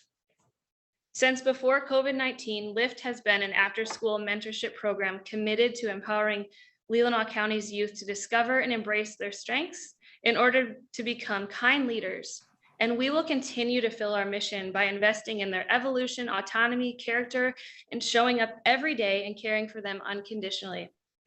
We have committed 5 years in Suttons Bay to implementing, reflecting, and improving our strategy for empowerment, substance abuse prevention, and risk mitigation with local youth.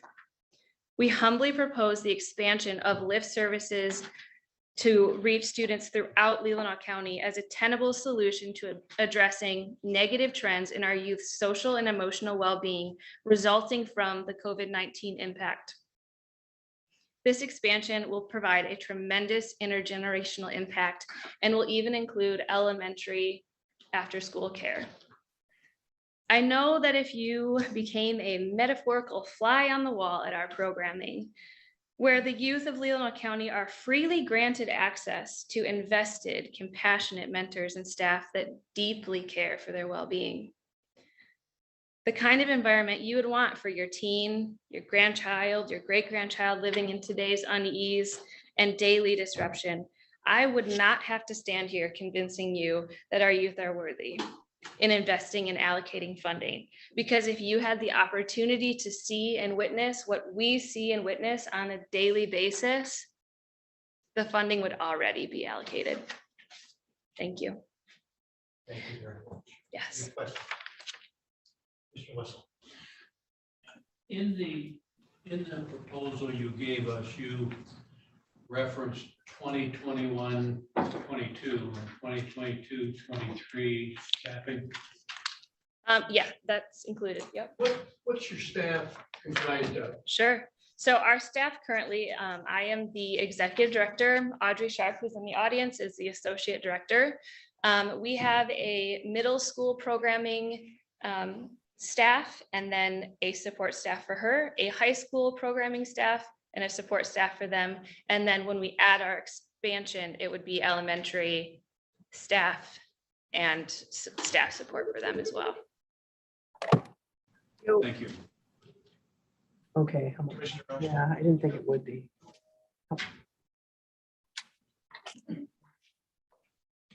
Yes, I think your program is great for our county. So 825 for the lot, 125 for the service call. Here, I'll go talk to them. The concern I have is what about Okay. kids down in the township? The And where? service call install is 2 something. Elmwood. Yeah. So Total this is Leelanau County based. Thanks. We can hear you speaking. Can you? Yeah, you didn't, you must not be. That's okay. That's okay. Sorry.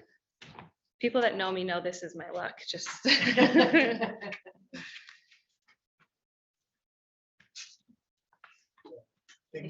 We're good. Okay.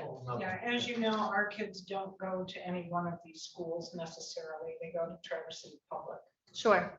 Yeah. So how do you serve those citizens in our county? Traverse City is outside of Leelanau County. So we're only proposing for Leelanau County, and that's the reach right now. Pardon? The reach right now, yeah, am I missing something? We have a ginormous amount of our population now, so in part of being in the township, they go to Traverse City schools. They're Sure. Leelanau County residents, they go to Traverse City schools. Right, so this is for Traverse City schools only, or excuse me, Leelanau City schools only, county schools. So that would be Sutton's Bay, So you're leaving out that. Leland, Glen, So our population that has to pay Traverse City school taxes and go to Traverse City schools is not involved in this. right. Do you have any plans in the Audra? future? Yeah, she's my, Just wanted to add there that everybody's welcome to our after-school program, even if they don't attend the school. We Right. currently have Northport students that join our Sutton's Bay programming. And we do have transportation for students. So if a student were to come home from Traverse City schools, we would possibly be able to make the accommodation to bring them to the closest school to their township. Right. So that is available to them. They're not excluded from it. It's just more naturally going to serve the students in those schools. But we hope that by providing services in Leelanau County schools, it might attract some families back to the area, knowing that those opportunities exist here in the county. Well, they're in the area, they live in the county. I understand. Happen to be on the southern end. Yeah. right, so it doesn't matter that like they go to Traverse City schools. What we're saying is our locations would be divided up. So like we have our Sutton's Bay base. However, some of the kids that live in Sutton's Bay go to Traverse City, but they still can attend our Sutton's Bay base. Does that make sense? So it's like a proximity to their home, essentially. I'm sorry, I misunderstood completely. Yeah, but that's a concern for me. As you well know, kids from one school to another school, they're rivals, they don't have the same group of friends. It's a little challenging for one or even two to go to a different school and acclimate. And I think it's really unfortunate that I was hoping that you had a vision in the future, to incorporate a location that would accommodate our children at that end of the county. We do have a couple of churches out that way on M72 that might be conducive to, you providing programming there in the county. We would be open to it, but for the sake of this proposal and the next 5 years, like we can only expand as far as like we want to grow sustainably. So we don't want to just like poof, pilot out to a bunch of places and Yeah. then shut down. We I want some. understand what you're saying, however, it's not on the planned program, and that's a problem for me.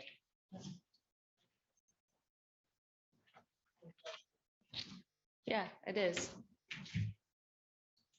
Any other questions? Commissioner Rock? I know that you work with, the team that, if I remember right, because I think we gave you some dollars to help to combat the drug abuse. Did we give you any of those? No, that's for the coalition, but that's not for, Oh, we haven't received any money from the Okay. county. so you'll work with the teams on the depression side of it. Absolutely. I mean, having So it, are you getting into, do you do any anti-drug counseling with them? Any of the staff do they? we do prevention. So the, peer reviewed prevention things, but not counseling as far as we don't have a social worker like on site. Because that you were talking about statistics and now fentanyl pouring in over our borders has created a situation where now the deaths of our youth, 18 to 35-year-old now drug overdose has surpassed auto accidents and any other form of death now, and it's a real concern that I've got. Sure. It's because it's not all in Texas and Arizona, it's in Michigan and every other state too. Let me ask you this. If you know, in life, we all have our own support groups. And those support groups lead us to either good decisions, bad decisions. And when you are a teenager living in today's society, those support groups and those mentors that are keeping an eye out on you for the good can help to swiftly get you to safe places if drugs become an issue, if eating disorders become an issue, if depression becomes an issue. Definitely a big, Absolutely. yeah. But without that support at all in the community, who's watching? Yes, Mr. Anderson. I'll also add that through the After School Alliance, it's stated that the hours in the day where the majority of juvenile crimes are committed is between 3 o'clock and 5:30. So by having a safe space where they can go and they're actually like interested in going, not like they're just plopped there, but they're choosing to come, I think also provides some like guidance or supervision at a time where they might more likely fall into those habits. It's interesting because I remember about 15 years ago, they talked about letting school out early, and these go to 3:30 or 4 o'clock, you know, what could possibly go wrong, right? Yeah. And it was brought up at the time, oh, no, that won't be a problem. So, yeah, what could possibly go wrong? Wait, go ahead. Becca, thank you for coming and thank you both for coming. A couple of questions. I think you said in terms of your staffing, currently $165,840 encompasses the two of you and how many other folks? So this is not to the scale that we are at currently. This would be our proposed like 100% funded and in like all the spots filled, but no, that's not our current. Yeah. So you're relying heavily on volunteer support. Well, we just do 17 jobs each. So in an ideal like school system, we'd have 2 separate people for each age Right. group and then someone overseeing that group of staff. Right now, we only have 2 staff for all 3 age groups, and Becca and I are filling in the gaps. The other question is, you know, clearly, I mean, the schools should be participating more than they are right now. And I know you're trying to build those relationships. Are they looking at providing funding of any sort since they're no longer doing quote latchkey programs afterwards? Yeah. How are you working with them and what do you anticipate? What do you hope will be their involvement going forward? So currently we have a location at Suttons Bay Public Schools for middle school and then working on licensing for our elementary school programming. And so they've given us that space for $1 a month, which as we know, rent and all of that can add up quite a bit. So we're really thankful for that. And coming down the pipe, there may be some funding available that we can access for after school programming. We haven't gotten final word on that, unfortunately. And I guess that would kind of be our hope in all of the schools that we would continue to travel to open up sites. Have you had a chance to meet with the superintendents of the schools to talk about the program and to see what they may or may not be willing to consider? Not all of them, but yes, yeah. Because they do meet monthly, I think, time you. Right. But it might be. That's a date. I think the superintendents meet monthly or quarterly. Well, you need to understand that I've been out of that business for a long Uh, time. No. But it might be good to get on your agenda so you can talk with them as a group and maybe get some consensus. Absolutely. Yeah, thank you for that. Go ahead. Okay. Yeah, that was one of my concerns is long-term funding, because your programs are excellent. I'm sure you're going after all the funding you could get. Yeah, I mean, even if we were able to help you, it's like 2 years. So getting some solid funding and foundations under the important work that you're doing, thank you. Thank you. Our community funding has grown by 150% in the last year. That's just community. And that's kind of the other question I was going to ask and didn't, is do you have any grant funding right now? Who are you, may I ask, who are you receiving grant funding for? And I think part of what Commissioner Algar was going for is if there was a plan, same thing for Commissioner Rushton, if there was a plan of we're going after these foundations and this type of support going forward, then it lends more credence to short, funding on the short term. So let me stop and just ask you, who's your funders? As the fund development kind of freak of the organization, I could speak in like great detail. So stop me when you're done with it. So as Becca said, we're community funded and have seen enormous growth in the last 2 years. So I would say a good portion of our funding really just comes from individuals and families in the community, including some of our students' families who are in the program who want to see the program continue. But we do receive probably the majority of our funds from foundations. So the Grand Traverse Regional Community Foundation is one of our biggest funders. We just received $14,000 from their fall grant cycle. We also have received grant funding from the 2%, the liquor tax grant annually to help with staffing costs. We are going to be applying for about $50,000 from the Biederman Foundation in the spring. We just applied for a grant for $25,000 through the Department of Education to expand our middle school program to go from 3 to 5 days a week.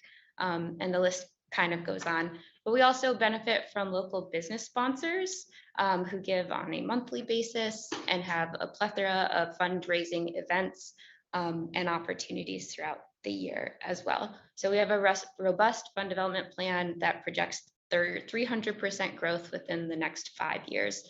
And we've been in the black every year since LIFT has been in existence. Yes. Have you considered Rotary charities?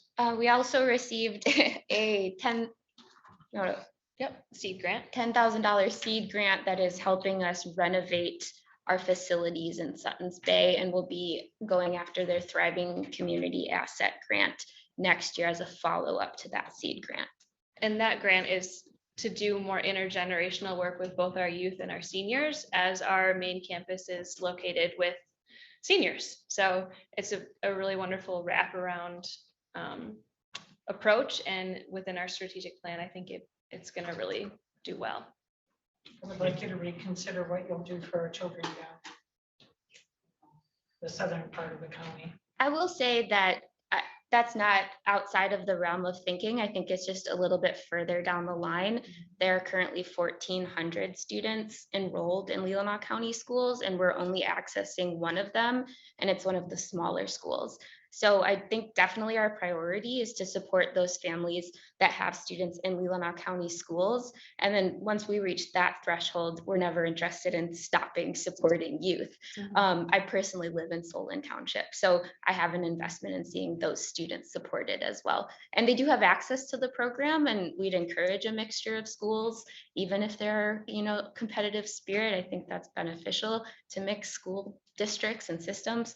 In fact, we did so. We hosted or helped host homecoming, where Northport came and Suttons Bay came, and they all commented about how refreshing it was to see some new faces, because they usually see the same ones every day. So we've actually seen, from our perspective, really great mixing of schools. So it's not outside the realm of possibility. It's just not. I wanted to compliment you on getting the support of the Suttons Bay School and the superintendent and beat crews, who I have a lot of respect for. And also I've heard our judge and our court administrator talk about the prevention work you're doing, and I commend you. And a suggestion on your fundraising: I know you've sponsored some trivia contests. You might offer us the opportunity as commissioners to engage in a trivia. Come on down. I don't know, it could get embarrassing because there's some really good players out there, Ty. Just a follow, they did receive funding through the CARES Act through Leelanau County government last year, $400 for PPE reimbursement and approximately $600 for food reimbursement. So they did participate with us. We were successful. And I checked, Meals on Wheels got just under $16,000 last year, or I would say 2020. 2021. All right, anything else? Well, thank you very much. Thank you. Thank you. Lovely program today. Thank you. Every day is a hero's battle. Then that would bring us then back to Child and Family Services. Page 14 and 15. Yeah, this was passed out this afternoon. It was emailed to you last night. Good afternoon to all of you. It's been a while since I've been here. I've been doing all that private fundraising that you were talking about, alluding to a little bit earlier, and I recognize this for the unique opportunity it is, both in terms of the funding that's that's about to be available, and commend you for the process that you've put together. Introduce yourself. Oh, sure. Yes, I'll do that too. Gina Aranki with Child and Family Services of Northwestern Michigan. I'm the executive director there. And I am a resident of District 2. So I'm happy to be here. I'd love to talk with you about a couple of Child and Family Services programs that have particular impact on the people of Leelanau County. The first is Safe Haven Supervised Visitation and Exchange. It's a program that provides safety and security for children and families where there is high conflict or domestic violence, and where parenting time is mandated by the family courts. Safe Haven offers families staggered arrival times, separate entrances to the visit spaces when there are visits versus exchanges, and then constant supervision of both children and the parents, so that the parents never see one another and the children are removed from the center of their parents' conflict. It reduces stress in the family. It reduces the chance that law enforcement would be needed to provide intervention, and it also reduces the need for court involvement down the road if charges were to be filed in the case of violence. Many parents say that Safe Haven has saved their lives. One Leelanau County mom wrote us that my children and I have survived our own hardship, and Safe Haven has lent us shelter and strength. I wish I felt comfortable enough to stand before you and speak face to face. I am not. But I can say that I never would have believed I would find myself in the middle of terrible domestic violence. I'm a professional, and my children are just like your children and grandchildren. Safe Haven was the silver lining in the utterly unexpected storm that we experienced in our family. We will always be grateful for it. Safe Haven is, as I said, supported by courts and law enforcement in the counties that we serve, because it dramatically decreases the need or the chances of violence and the need for law enforcement as well as court costs. So the program does provide a direct savings to the county just by its existence.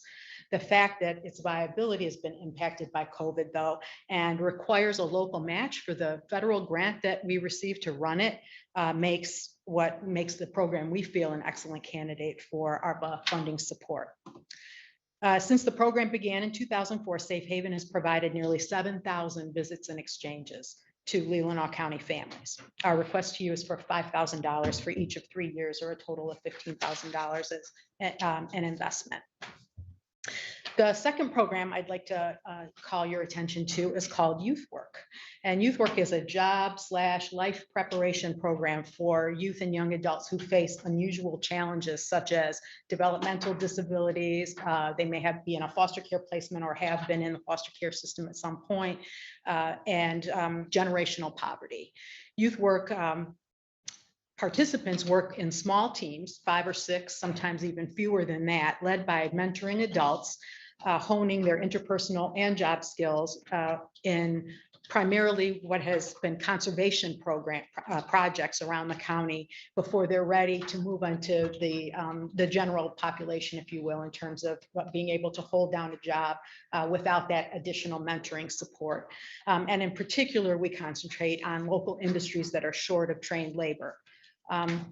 In addition, Leelanau County residents and visitors have benefited from Youth Work projects over the last 3 years that have made parklands much more accessible, while at the same time they earn stipends and educational awards they spend in our local community, adding to our economy. Dozens of Leelanau County youth have participated in Youth Work, and we're proud to have helped many of them find long-term jobs at employers like Team Elmer's and local parks and recreation departments. Youth Work has planted nearly 30,000 trees in Leelanau County in the past 3 years, worked on dozens of conservation projects, including trail and boardwalk construction, parks cleanup and maintenance, invasive species removal, and many others from Veronica Valley to Peterson Park to the Cedar River. A more complete list of a dozen plus projects is included in the written proposal that you have from me. One of my favorite stories about youth work is of a young man who is autistic, and he was having a hard time finding kind of meaningful ways to fill his time as he was reaching adulthood. He wasn't successful at most of the jobs that he tried, but his mom heard about youth work and she signed him up. And it turns out that the attention to detail, that's kind of a characteristic of people with autism, and his focus was, it didn't work very well for some things, but it worked really, really well for the restoration of historic windows in old buildings that are in like our national parks, for instance. And that's where he got his start. He went to reglazing windows and did so well that they hired him at $18 an hour. And as far as I know, he's still there doing it. So I love how that turned out. And it's just one of many stories that I could share with you about the impact that the program has made on our youth. In addition to the conservation work that has been the primary focus of the program so far, youth work is expanding to the culinary and the construction trades areas, which are also short of trained labor, as you know. So for all three industries, that's kind of the overarching goal of the program, is to have youth participate in all of those areas. We're respectfully requesting your support and the amount of $50,000 for each of 3 years, for a total program investment of $150,000. I'd like to share with you finally just a little bit of information about a regional effort that has the potential to affect many people in Leelanau County too. Rebecca and her colleague, I'm sorry I didn't get her name, alluded, talked a good deal about what's happening in the crisis of mental health of people, for kids particularly. And we've been seeing that. I've been in this work for 20 years and it's been an issue for at least that long, if not longer. But it's exacerbated, of course, by COVID and other issues that kids are facing today. And both government and providers have been struggling to catch up for a long time. Child and Family Services has provided counseling for many years to children and adults and to people of all ages. And we have found just in recent times that our children are waiting weeks in a hospital when they have behavioral health crises because there's no place for them to go. So they're in hospital ERs, in beds for weeks at a time, while our people are frantically calling around the state to every inpatient facility they can find, asking if there's a space for them.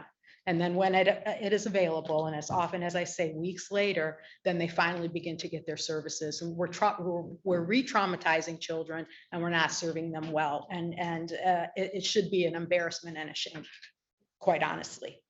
The statistic I want to share with you is that the number of children meeting criteria for severely emotionally disturbed, or SED as it's referred to, has been increasing since 2016. And all of 2018, there were 34 children within the region of Crawford, Grand Traverse, Leelanau, Missaukee, Roscommon, and Wexford counties who were admitted to an inpatient psychiatric children's unit. So 34 children in all of that year. And only 3 years later, this past year, 2021, July to September, only a quarter of the year, we had 39 children in that same area admitted.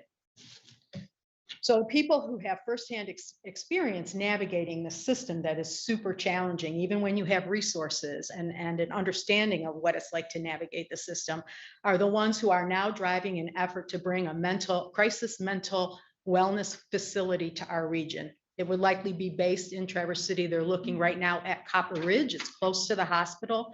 The hospital emergency room right now is where most law enforcement and others take people in behavioral health crisis, even though it's inappropriate for them to do so, but they don't have any place else to go. So there are several members of the Leelanau County community who are involved in this effort, including myself, members of the court. Judge Kromkowski has attended meetings along with the court administrator, Joe Povolo, and there are others, and law enforcement too. And the center would include assessment and treatment for all ages, in addition to crisis residential beds for both adults and kids. As I said, there's a space at Copper Ridge that the organizers are looking at the moment. There's an open house on Thursday if anyone's interested in seeing it. And there's a purchase agreement that may be on its way with private funding for the time being to kind of get things, get that under contract and rolling. The group has said to me that they would love to have the opportunity to come and talk to you about this, and I have included their contact information in the proposal that I gave to you, the written proposal. And I would just finish by echoing what others have said and recognizing all the fine organizations that provide human services in Leelanau County. I think we all do a great job of with the continuum of care. We take good care of each other. And we just all hope that you are able to help us continue to do so with some of these resources that are kind of a little bit of a windfall and as we all understand, a one-shot deal. So thanks for listening to me. Any questions, I'd be happy to answer or try to. Yeah, I just would like a clarification. You got, I believe, 3 different proposals here. Yes, ma'am. Okay, and the first proposal is 15,000 for Over 3 years, 5,000 each the year. Yes, second ma'am. one. 50,000 for each year of 3 years. Also. Oh, okay, I see it right here. And then the third one. Really, what that was more of a point of information for you. I don't, I'm not, I'm invested in the idea of this regional center. I wanted you to know about it, and I'm suggesting that it might be worth your exploration. Oh, this is FYI. Yes, ma'am. Okay, all right, great. I just needed that clarification. Certainly. Mr. Wilson, have you met with or as a youth works person, met with the Parks and Recreation? There might be some ways that we can use rescue money to fix up, do some of the things at our parks that are on our wish list, trails and. Yeah, I'm sure. The program director's name is Bill Watson, and I'm sure that he has been in touch. I know that he's, with Buffy Park, with Veronica Valley. Those are township though, right? Township parks, but I'm sure that he's been in contact with some. The overlook at Old Settlers. That's what I was thinking. Yeah. Several years ago, they built where What was help seeds? help me with the, Monkey flower. it was still through Bill Watson through See, that so I thought it was program. Bill Watson, but it was seeds. The monkey Yeah. flower. Yeah, he switched. And I think he did maybe the bridge at Veronica Valley, rebuilding the bridge, the covered bridge maybe, or the ramp, something. But they did remove invasive species this past. Yes. I had a second question, and you referenced 7,000 visits in Leelanau County. How many? It sounds like a lot of visits. Yeah.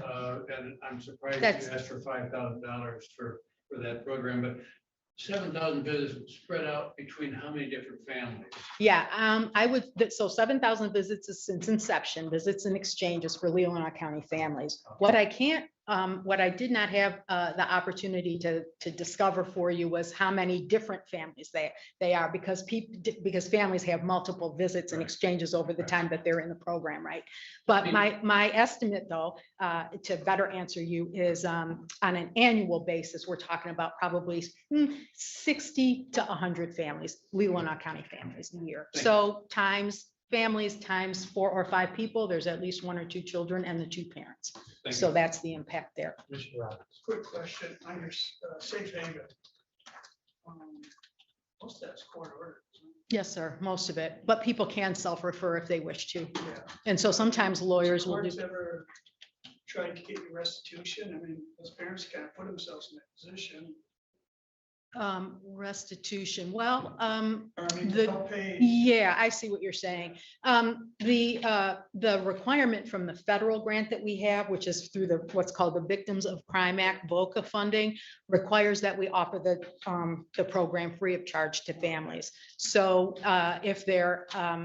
so in order for us to maximize the grant, that's what we do.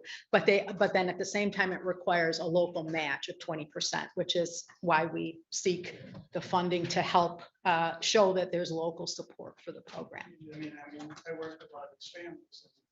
Capable of paying. Right. Right. Well, sometimes what we do is keep them on the mailing list once their services have ended, and then every once in a while, we'll get a donation. You talked about that, there are sometimes a 2-week wait for facilities. Yes, sir, for children. With that, kind of demand, what is it that's preventing additional facilities being opened up? It's a really good question, sir. I think that a large part of it has been that the community has been waiting for the big players in the system to drive this bus. And, as you know, well, big systems sometimes move very, very slowly. So I'm talking about community mental health, and I know they have a lot to do and they have a big job. I'm not dogging anyone. I'm not, placing blame, but Munson and community mental health and some of these, and the state itself have just not made it a priority. But I think since COVID particularly, we are seeing a different level of community input and community interest driving this, and I think it's going to happen. There are some private efforts to build beds in our community, but there's also the issue of residential providers. When there's a tragedy in the residential provider world, such as there was downstate last year when a 16-year-old young man died in a residential setting, the state then, has to kind of figure out what went wrong and how do we make sure that this doesn't happen again? Well, sometimes the boot then comes down on the remaining providers. And what we've done in the end, by trying to fix whatever problem created that situation, we've we made it harder for other providers to continue to do that work. And they've come and they've just stopped doing it. They said, we can't handle this scrutiny. We can't handle this clamp down. You're making it too hard for us to continue to do it. So we ended up shooting ourselves in the foot as a state. Because I know that, even here, Joe Polo's talked about being unable to locate kids when they have mental issues. Yeah. And the mental health has also talked about that. So it just seems to be as far as for youth, it is a serious problem. It is. It's not getting corrected. Yeah. Yeah. Well, as I say, there is momentum that's building now, and the people who I'm super impressed with an organization called NAMI, the National Association on Mental Illness, and they have a new chapter in the greater Grand Traverse area, and they're all families of who have people with mental illness that they have tried to navigate the system with, and most of them are parents who have kids. And now their kids are adults, but many of them are in jail, but it's because they've had untreated mental health stuff, or they've, or they're not able to find services for their family members, their loved ones. And so they are the ones who are kind of driving this effort now. And I feel good about it because they have such a vested interest in it. And I think this means the difference in really creating something good for our region and our community. Do you have a timeline on this new build possibly? Yeah, that's a good question too. I think that the folks who are involved in this really are pushing hard to find someone with the means to do this purchase agreement. And then once that happens, there's a business plan that has to be built and kind of a timeline that needs to come to fruition to really give it the extra boost that it needs. So are you thinking a year, 18 months? Yeah, I think so. Yep. Somewhere in there. Mm-hmm. But still, if it's coming, it's. It will be so good I cannot tell you how good it will be for us to have a place. I know that those beds will be full in a minute and they will stay full. And there will be a waiting list, and yet to have 6 beds in this community for kids will be a game changer, I promise. I would just like to say, my husband used to, he would go preserve sleep there, start sleeping there, and they had Bill Watson. Oh, yeah. And they were great kids. He loved working with them. That's wonderful. Glad to hear. Wonderful stories about how they found their own abilities and capabilities. It's really true. When you have that mentoring adult, like Rebecca was talking about in Lift 2, it's a really similar thing, and really magic can happen. So it's a way to make a real difference with it. Yes, ma'am. And there's the physical changes too. It's such a win-win, that program, because of the impact that it has on those kids' lives, those young people's lives, and the impact that it has on these, the beautiful natural resources that we have in Leelanau County. Thank you. Thank you very much. Thanks. Thank you all very much too. Appreciate having the chance. So then that would bring us to the Leelanau Mental Health Liaison.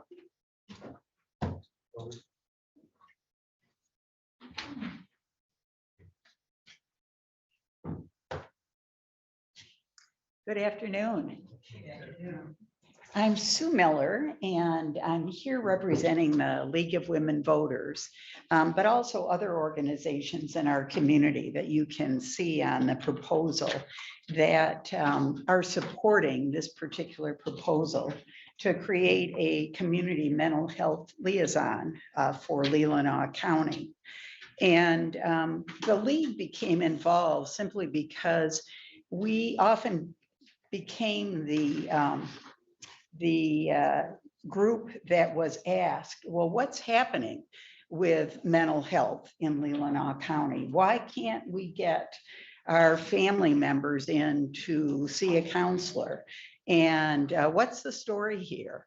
And, we started kind of asking around and exploring the big field of mental health. And I think it's been addressed pretty thoroughly this afternoon with all of the previous speakers.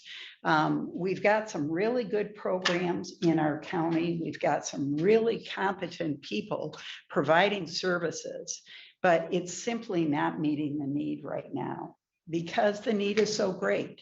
And it's become greater as a result of the pandemic. And I was rereading this proposal over the last couple days, and I was wondering myself, is all the information that was gathered this summer still relevant today? What's changed over the last 6 months? And if anything, I think it's gotten worse. And I was reading a memo that was put out by the American Academy of Pediatrics and the American Association of Child and Adolescent Psychiatry that confirmed this. And it said, our children and our adolescents are in a worsening crisis, a mental health crisis tied to the stress brought on by COVID-19, with soaring rates of depression, anxiety, trauma, and increasing suicides. So it's still a very relevant proposal. And I thought if you had a chance to look at it, you understand what's gone wrong in our particular county. And we summarize that on page 2. And again, I think I'll just briefly point to the fact that we have very competent providers in terms of counselors, social workers, and a few clinical psychologists. But invariably, these people have full caseloads and long waiting lists. And so when we talk about where are the providers, we've got a lot of good ones here, but they are full. And just in informal surveys with these providers, they are rather frantic about the situation because it's very hard to turn down somebody in great need and say, I'm sorry, you'll have to wait. So if you're in a crisis mode, there is a regional program that can address crisis cases, and they're required to within a 24-hour period. But if you have ongoing issues that are considered more moderate or less significant, you have on average about a 6-month waiting time before you can get services. And that's true not just for Leelanau County, it's true for the region. So again, when people say, well, we've got these great services here, why aren't people getting them? It's because of that difference between the number of providers we have, how many people they can see, and the number of people who have need.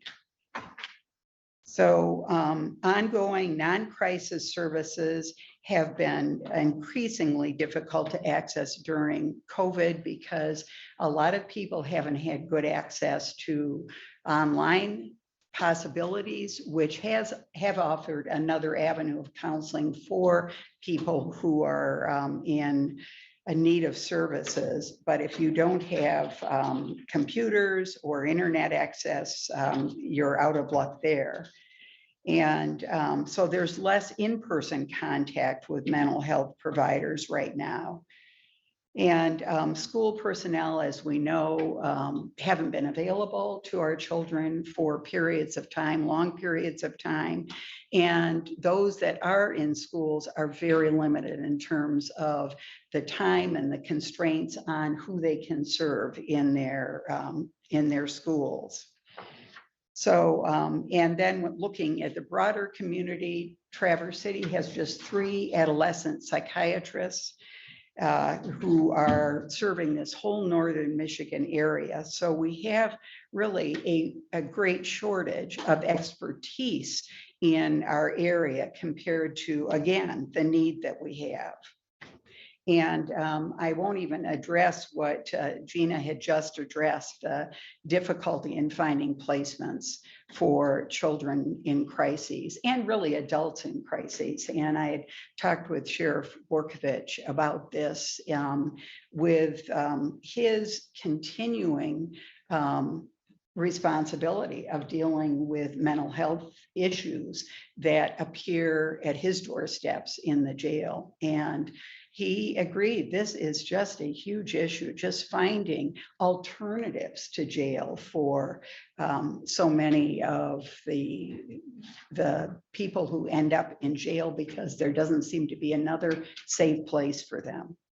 So all of these variables are affecting our mental health system in the county.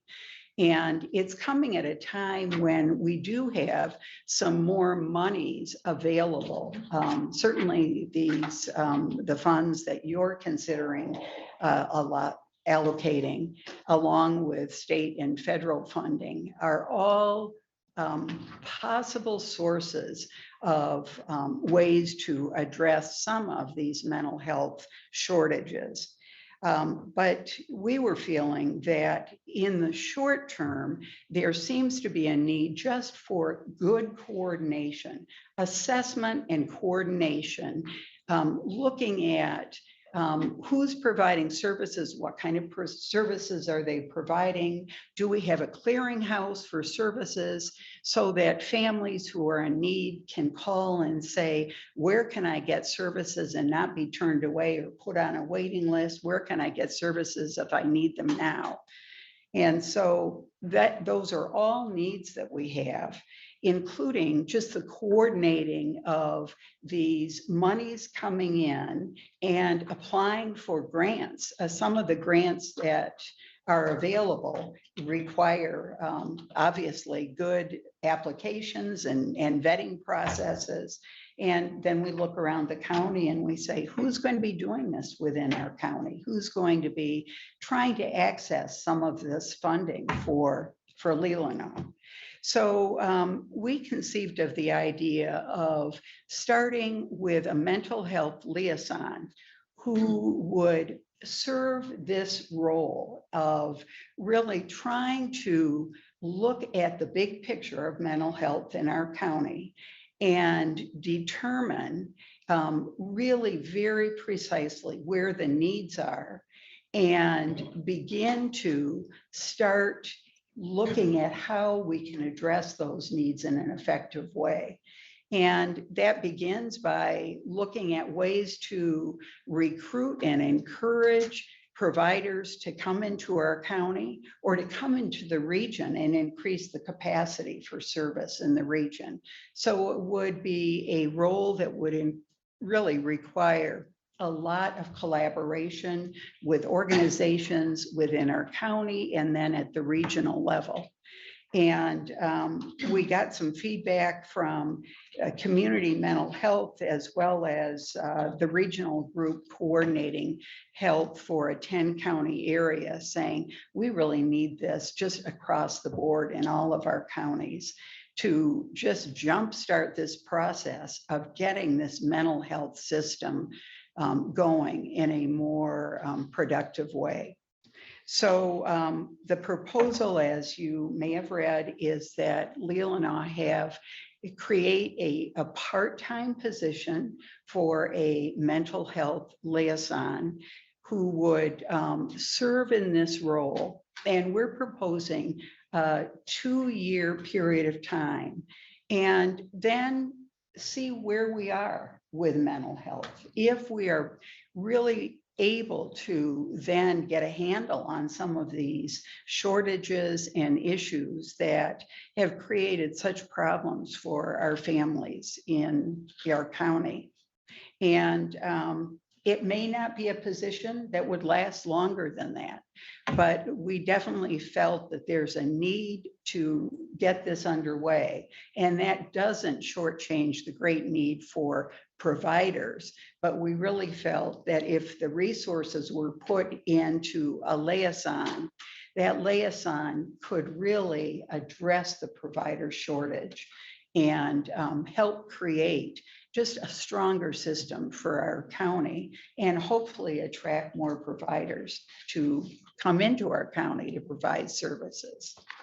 So this proposal is a new idea, and I think we do need some new ideas for mental health because we sure are struggling right now, not just in our county, but certainly in a bigger way.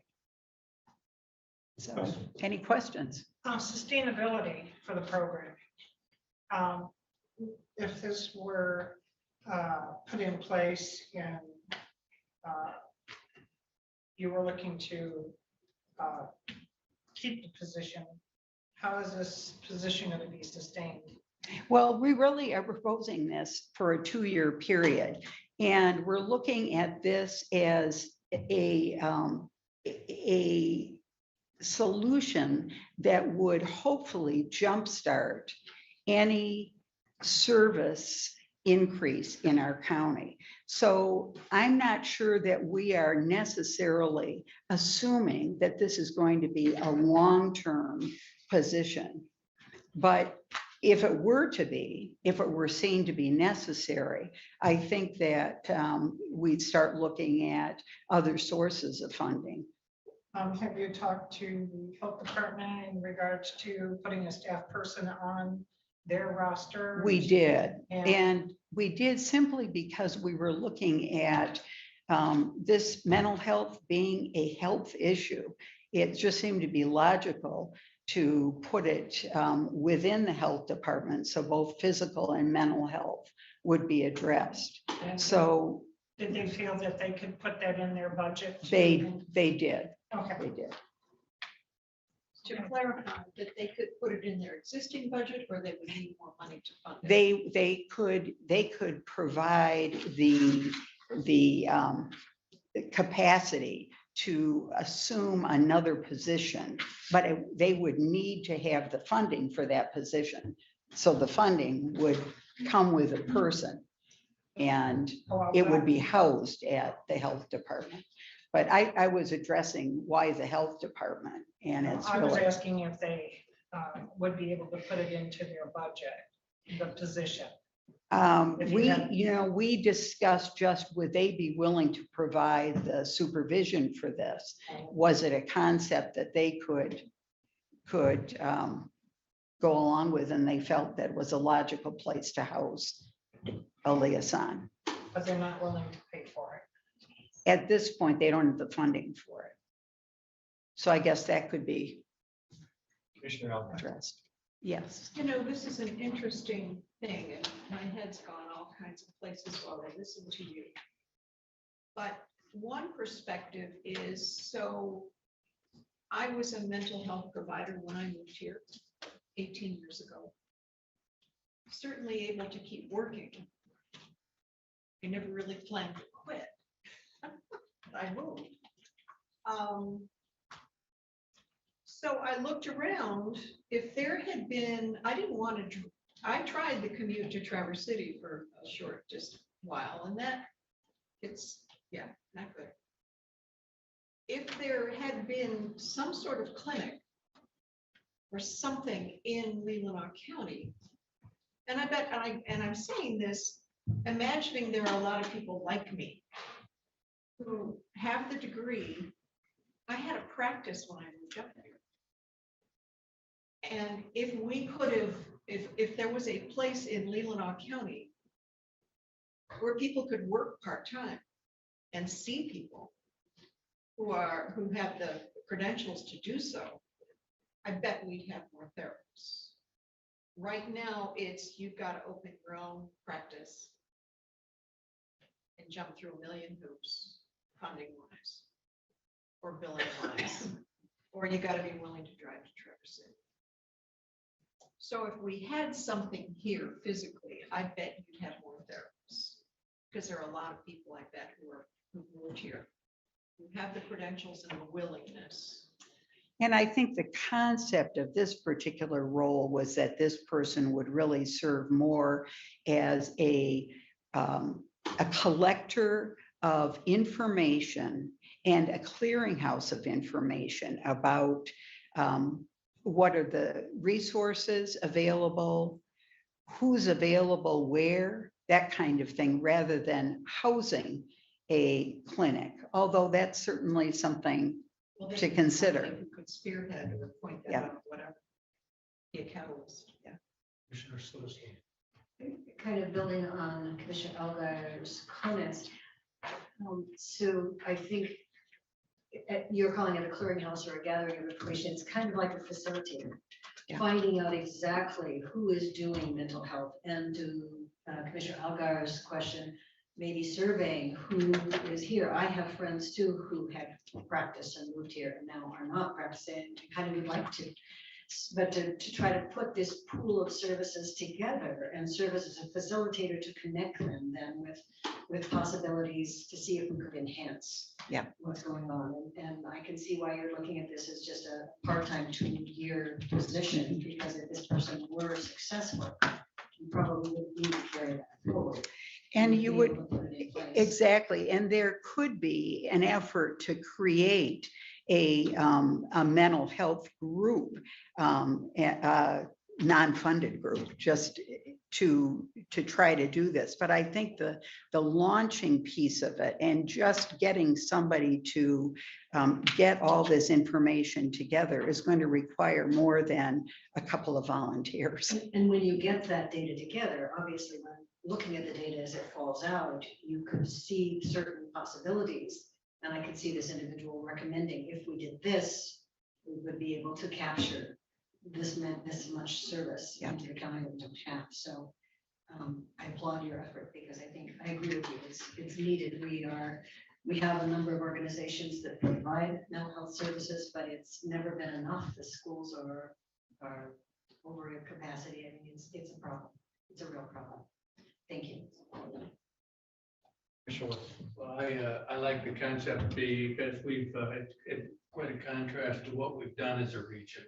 A couple of years ago, we took a local agency, third level counseling, that did some of what you're talking about and moved them downstate. And we had a 2-1-1 system to give updated information on available resources. And we contracted that maybe out of the country. I don't know where it is, but it's refresh. I mean, we do have to get better, whether this is the one or not, of connecting our residents and our providers with each other on a local basis. It's a desperate need. And also that recruitment piece is just huge, because we simply don't have enough providers. So.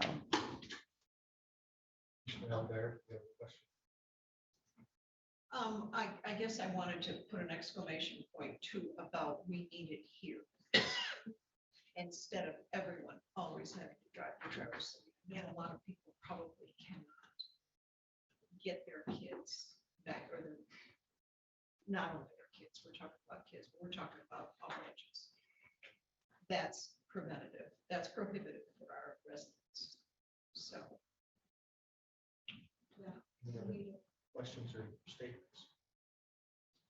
Thank you, Sue. Well, thank you. I just applaud all of you for devoting the time here to really address and listen to our interest in creating and responding to human services. Thank you so much. Yeah, I was hoping to give you an update on potential office space at some cost. I talked to John Richards, who has done work for us in the past. He was told to have it done by Christmas. Unfortunately, the employee working that has contacted COVID and was unable to complete the work. So I'm sure we'll have another meeting, and he said it'll be prepared at that time. Some cost estimates. Just approximate ballpark. So we apologize for that, but obviously that's a legitimate concern. And as you know, Empire Village was scheduled here, but they just cannot get someone here on the second. So they would like to do the schedule. So. The next I put on it, I'm sorry, so I just keep going? Yes. Okay. Just briefly, I passed out some information about air quality filtration system. We actually have one here in the room for the last 2 months. The sheriff is advocating these. There's different models available. I know he says many jails are using it. If you come in here about 10 minutes before the meeting, when I turn it on, you can really feel the difference in the room. Once it, in about 2 minutes, it does continue to circulate. And so this is one option. I know Jerry Coleman, Laurel, and work on some other options. So if we have a further meeting, we can talk about this either through ARPA funds or just through our general budget. But obviously COVID's not going away, and we could help the environment here with the air quality. It's worth it. These are approximately, I believe, $690 a piece, and they're industrial type. So that price was to do the entire courthouse? No, that's just per unit. No, but you got that as a price of 300,000. That was not from this, not from Oh, this, no. okay. no. All right. So I just got this information, point, you know it, and at a future meeting, either at a regular meeting or ARPA fund money, we can talk about funding options. Yeah, There's different units. There's this one that's portable, and actually the sheriff has the other larger ones that he's using here at the jail. They're being loaned to us on a sample basis, but he's been very pleased with the quality of the work. One is portable that we have used in various offices here, and I guess there's a larger one that can do a large building at a time too. So I can get you more information, but I thought you could at least look at this and review it and have further dialogue on it. But if you want to come in here sometime, when it's turned off, just turn it on and sit here for 2 minutes and you can really feel the difference. I was surprised when we first hooked it up here, how well it worked. Any other issues? Just I'm getting a lot of calls from people that have not been asked yet. One, if they were eliminated, and I said, no, we're just at the beginning stages of this process. So if you want to schedule another meeting and talk about, if you want to bring in the people we have not heard from yet, you will submit proposals. I think we should set a date, and then we could. Yes. What we want to go into it. Yes. Yeah, can we set a date for this month, because we can't take forever. To go through this. Several years. Well, we still need to get the money, we can just start getting the money working. Just sitting there collecting interest. What about the afternoon of our regular session? I'm just trying to prevent multiple trips back in the building. So we have a meeting on the 11th, which is the executive, but then on the, I believe it's the 18th, we have a regular meeting at 7 p.m. We're going to be here. I could do that and say 1 o'clock. I can't do 1 o'clock, but I could make, probably by 3. What started at 2 or 3, I think it was, Yeah. in the 7. Yeah. So 3 o'clock. Which day is it? Tuesday, the 18th. I think that kind of creates problems with the clerk. She wouldn't say anything. But it probably does. Is it okay with the clerk? No. Pardon? Would it be easier to have it, or is it easier to have it on a different We day? prefer it on a different day, but it's fine. Yeah. Get you all here. We can just go, we'll take a break, at least 30 minutes between the 2 meetings. I don't care if it's the same day. I would prefer it to be a different day.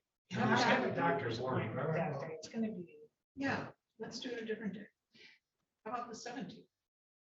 I think that's a holiday. That's, yes, that we're closed. No, Martin Luther King Day. How about the 14th? Pick a different day and do a test run at 2:00. 14th, we have, Trudy has a workshop scheduled on land bank. What about Tuesday, the So that's not the 25th? land trust one for the 13th? We have board meeting at the airport Oh, yeah. and community corrections. I have 2 board meetings that afternoon. What about the 19th or 20th? 20th is good.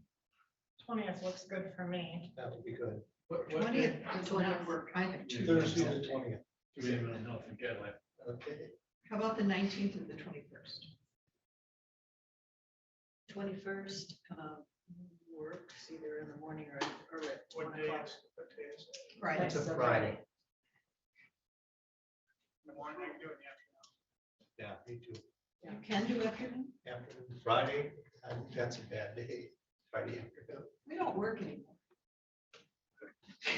I have Some of my us- calendar and I have reservations for the Economics Club that day. I'd just soon be able to attend that. We haven't been able to attend in quite a while. How about the 19th? That sounds good to me. Won't work That's for a me. Wednesday. Yeah. Doesn't work for you. No. So it has to be at 9:30. Okay. Can't do Unless it's in the 9:30. morning. Yeah. Early in the morning, I have to be out of here by 2 o'clock. Wow. That's our rule. You should be done. Yeah. No, Yeah, we the did that. 19th, I could do it after, 10, I'm free. And the 19th? 19th, that's Wednesday. Same for me. I have to work in the morning, but I can wait. So you could do it at 10? 10, anytime after. I'm 10. sorry, what day? We're talking the 19th on Wednesday, That would work. 10 o'clock start, out by 2 o'clock. 10 to 10 a.m. On the 19th. yes. Everyone available? It can be, that's amazing. No window. You want to talk about people that submitted proposals that we have not heard from yet, and if you want them to come in or not? I was just trying to go through the list. Okay, here. well, let me just go, I have it here. The Cedar and Maple City Lions Club, Cherry Capital Connections, the Dwell Lake Association. What about Cherry Land Electric? Well, there's just a general, they didn't have a specific It's gonna be request. addressed in different They were ways. basically talking about the need for broadband, so there was more of a letter. Okay, I'm just going through the list Empire here. Village. Empire Village, They're already coming from, right? well, they're supposed to come today, but they had a conflict. Leelanau Youth League, Power Books, that, and Suns Bay, Bingham District Library. I believe that we have the Cherry Capital Connection as a part of The the broad- the broadband one later in the month. Yeah, I agree. Well, let's just go with the list. So everyone's in favor of Empire Township. Obviously, Right. they're Yes. scheduled for that time. Right. What about the Cedar and Maple City Lions Club? They request for a building upgrade of $100,000. I'm not sure. Well, That's, so that's really iffy, But- because we would end up paying it for it Yeah, ourselves. but- because- First of all, even if you want to consider it, it's the first question.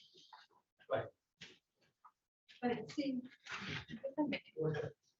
a lot of what we heard today, I thought we had already kind of ruled out, and yet we heard all those presentations today. I guess I was under the understanding that we had kind of already limited ourselves to what we wanted to do with these ARPA dollars, because there's only so many of them.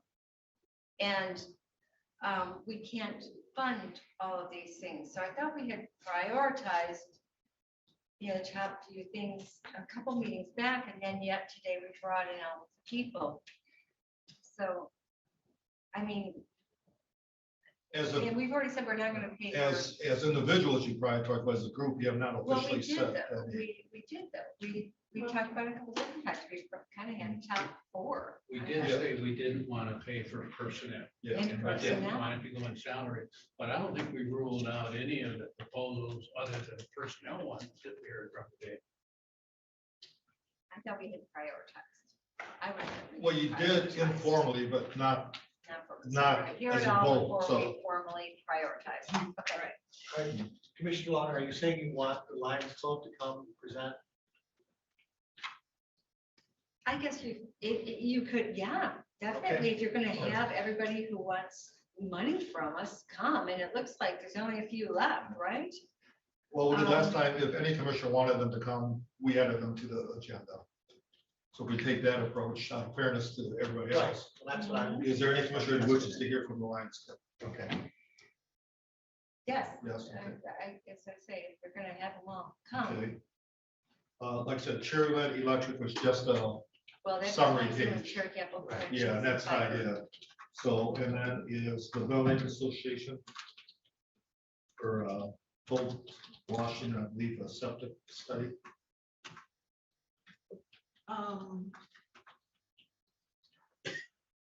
I could have. Can I get back to you on that? I want to find out a little bit more about, that is the little, going to Little Glen to continue. But I want to make sure of the properties that are being done, that they really be done. Okay, so I'll wait to hear from you then. Sure. Okay, I won't invite them until I hear from you. Thank you. And we did Ben see you on health department, maybe? Well, yeah, I was assuming we'd have an update, hopefully by then on that. I'm just going for the external. Can I just say one more thing? They really want money for their boat wash. Well, we have 33 lakes and there are gonna be a whole bunch of boat washes. I don't think we can go there Well, we'll wait to see. on one boat wash. Who wants it? Glen Lake. The Glen Lake I don't think we Association. can go there. We need dozens and dozens of boat washes in this county, so. Well, unless I hear from somebody who wishes I'm on agenda, I won't ask them. Right. Okay. The Leelanau Youth League. For field work. The sewer to They the wanted us to replace their uniforms that are Right. kind of I don't rotted. think that- And I don't think that qualifies. Okay. Yeah, I don't think it qualifies. uniforms don't. Yeah. Power book bags.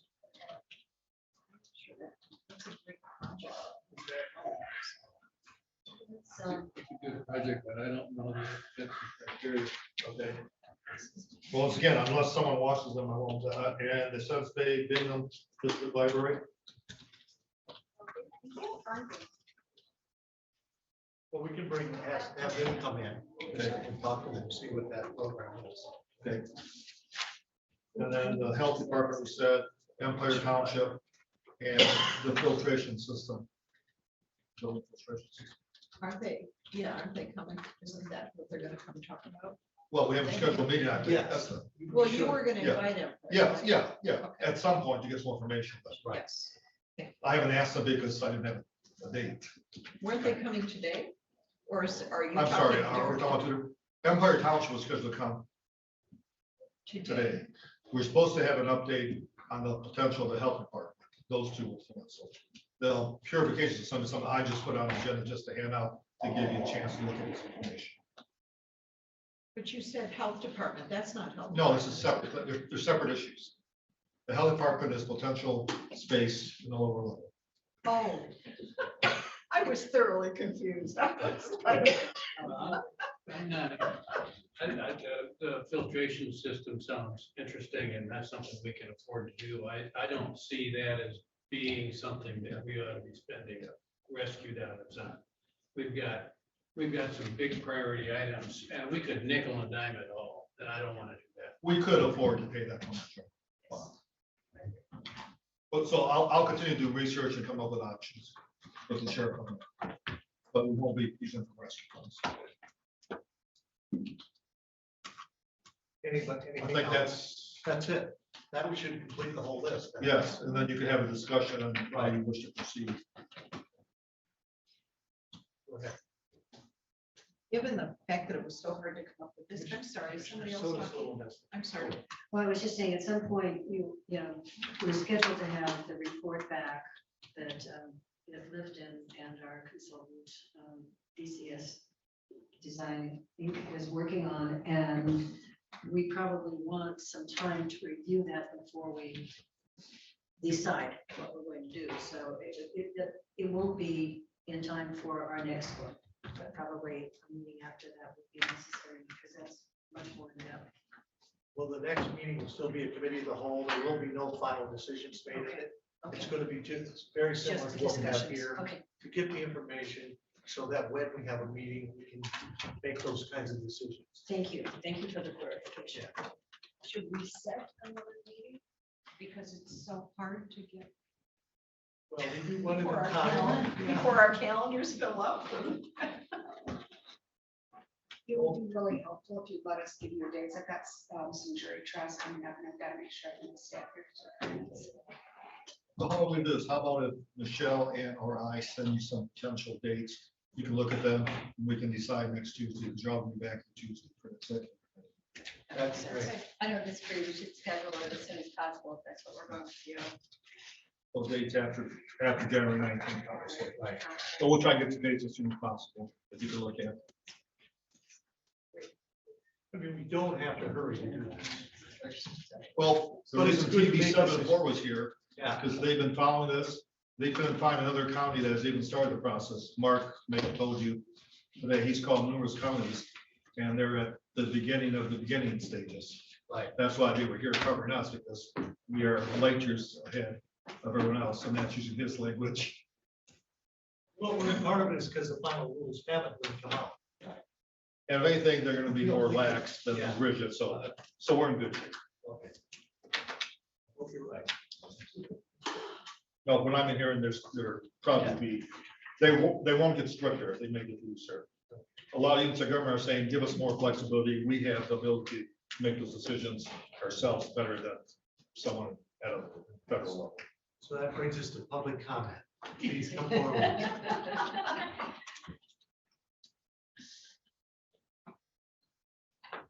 Thank you for letting me speak twice today in public comment. I'm Beth Verhey in Leelanau Township. I'm supposed to repeat that part. I'd like to speak to this use of space question.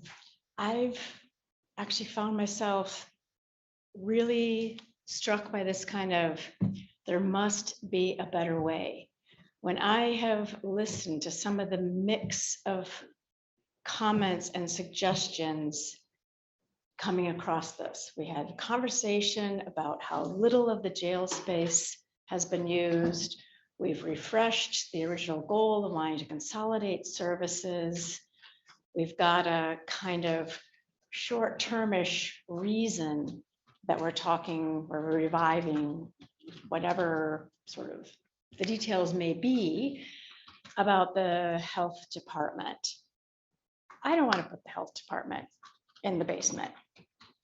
I would love to see, so I think I'm just going to put this as like a think big. Step back. I'd love to see the county step back and look at the available space, what it would take to optimize that across a number of things that are on the table. The reason I don't want to see the health department in the basement is my perspective of accessing service in terms of consolidating them here is which services are most accessed by the public and the public that may have transportation and ambulatory and other difficulties. So yes, it's senior services, which is great. It's on this level. Yes, it's great. Your meeting room was right at the door for people to come in. But the health department too, and some of the clerks' activities. I don't know. I mean, I can't imagine what it would take to refurbish some of the space available in the jail to actually be appropriate. But we're also talking about mental health and emergency cases. And when I look at the blotter, I'd love to see social workers respond to a lot of those situations rather than the deputies. And when I think about the money coming down the pipeline, and including when I look at the broadband investments, I'm like, wouldn't it be great and wouldn't it qualify for even more matches and grants if we accomplished renewable energy at the same time? Have you had Leelanau Energy in here to listen to? I know it's my understanding they actually have a kind of a vision, a proposal of what the whole county could do. I'm sure Bay Area Recycling for Charities has some suggestions.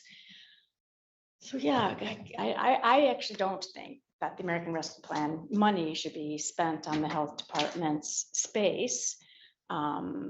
But I do think this conversation should be lifted and shifted and expanded and stepped back upon. I'd love to see that. On renewable energy, I think some of that can work for your towers. I think most of you know Little Northport's story with wind and solar for the water treatment facility and our solar powered First in Michigan golf course. And we have 2 electric vehicle charging stations, and that's just poor little Northport. So I think it's possible.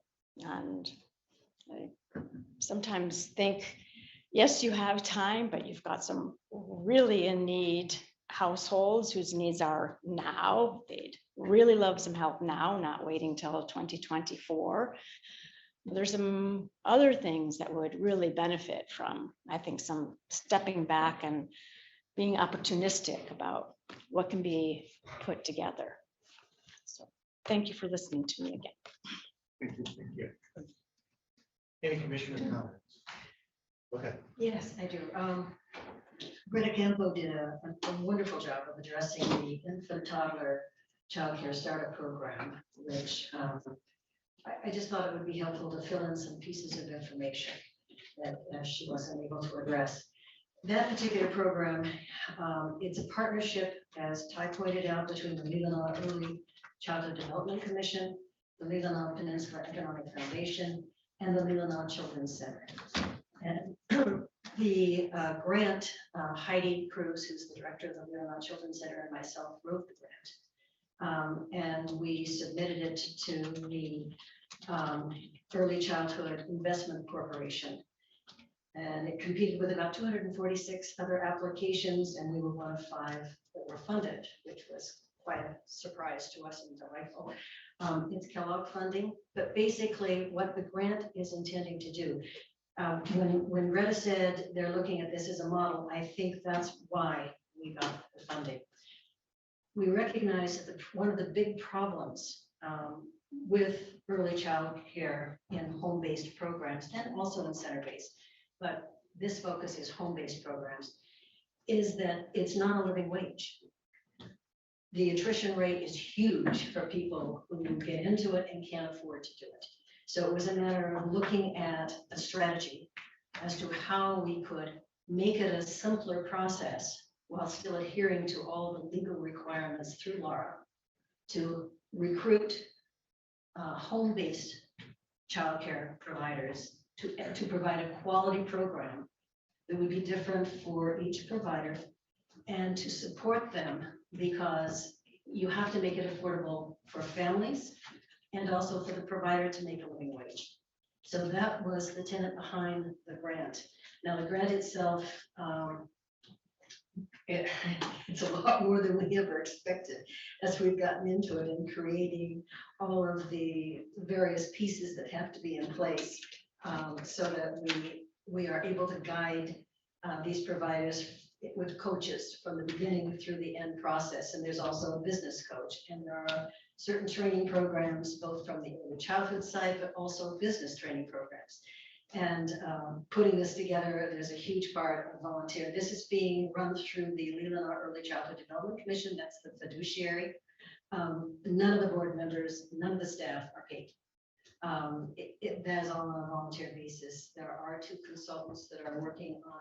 One is a program manager to help put this together, and the other one is communication marketing in order to reach out and make sure we are doing this and reaching the very people we want.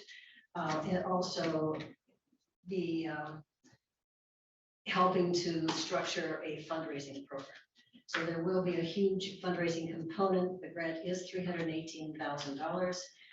For 1 year, we can carry over funding if there's anything left. But all of the dollars are, other than those two small consultant things, are going towards the family to support families and providers to try to bridge this gap. Because there is a cost difference between what families can pay and what it really costs to provide childcare. So the grant through scholarships, well, not scholarships, but assistantships, is providing that difference in cost to the providers.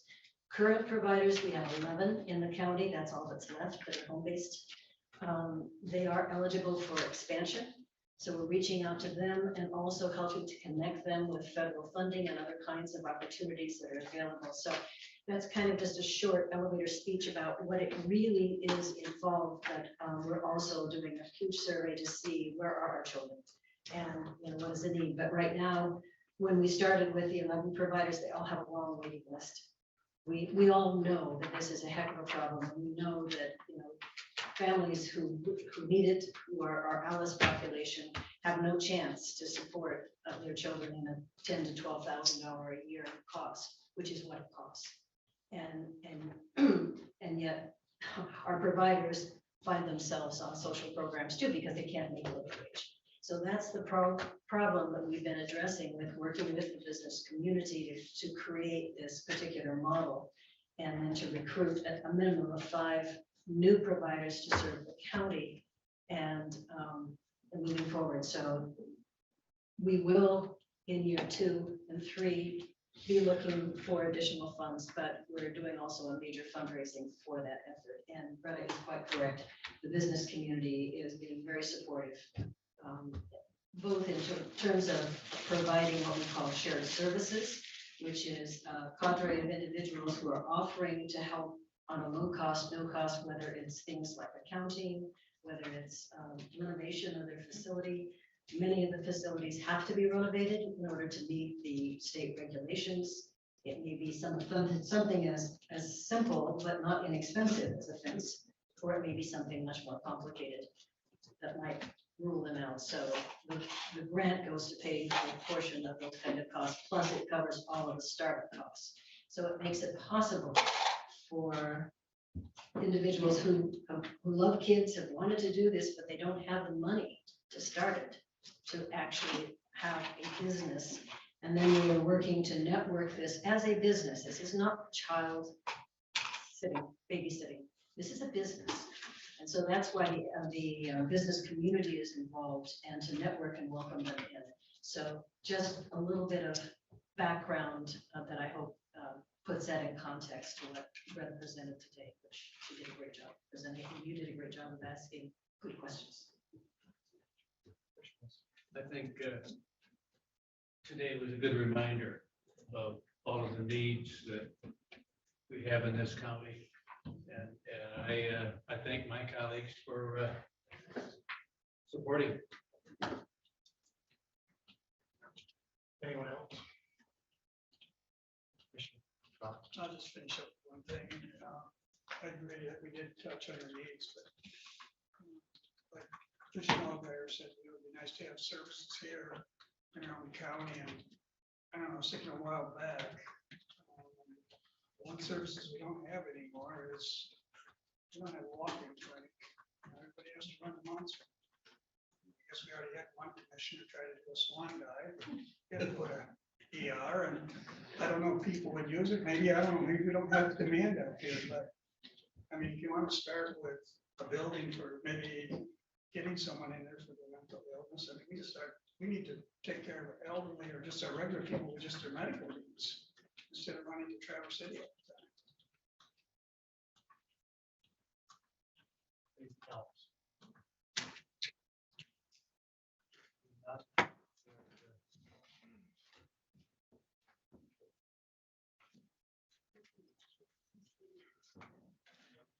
Very.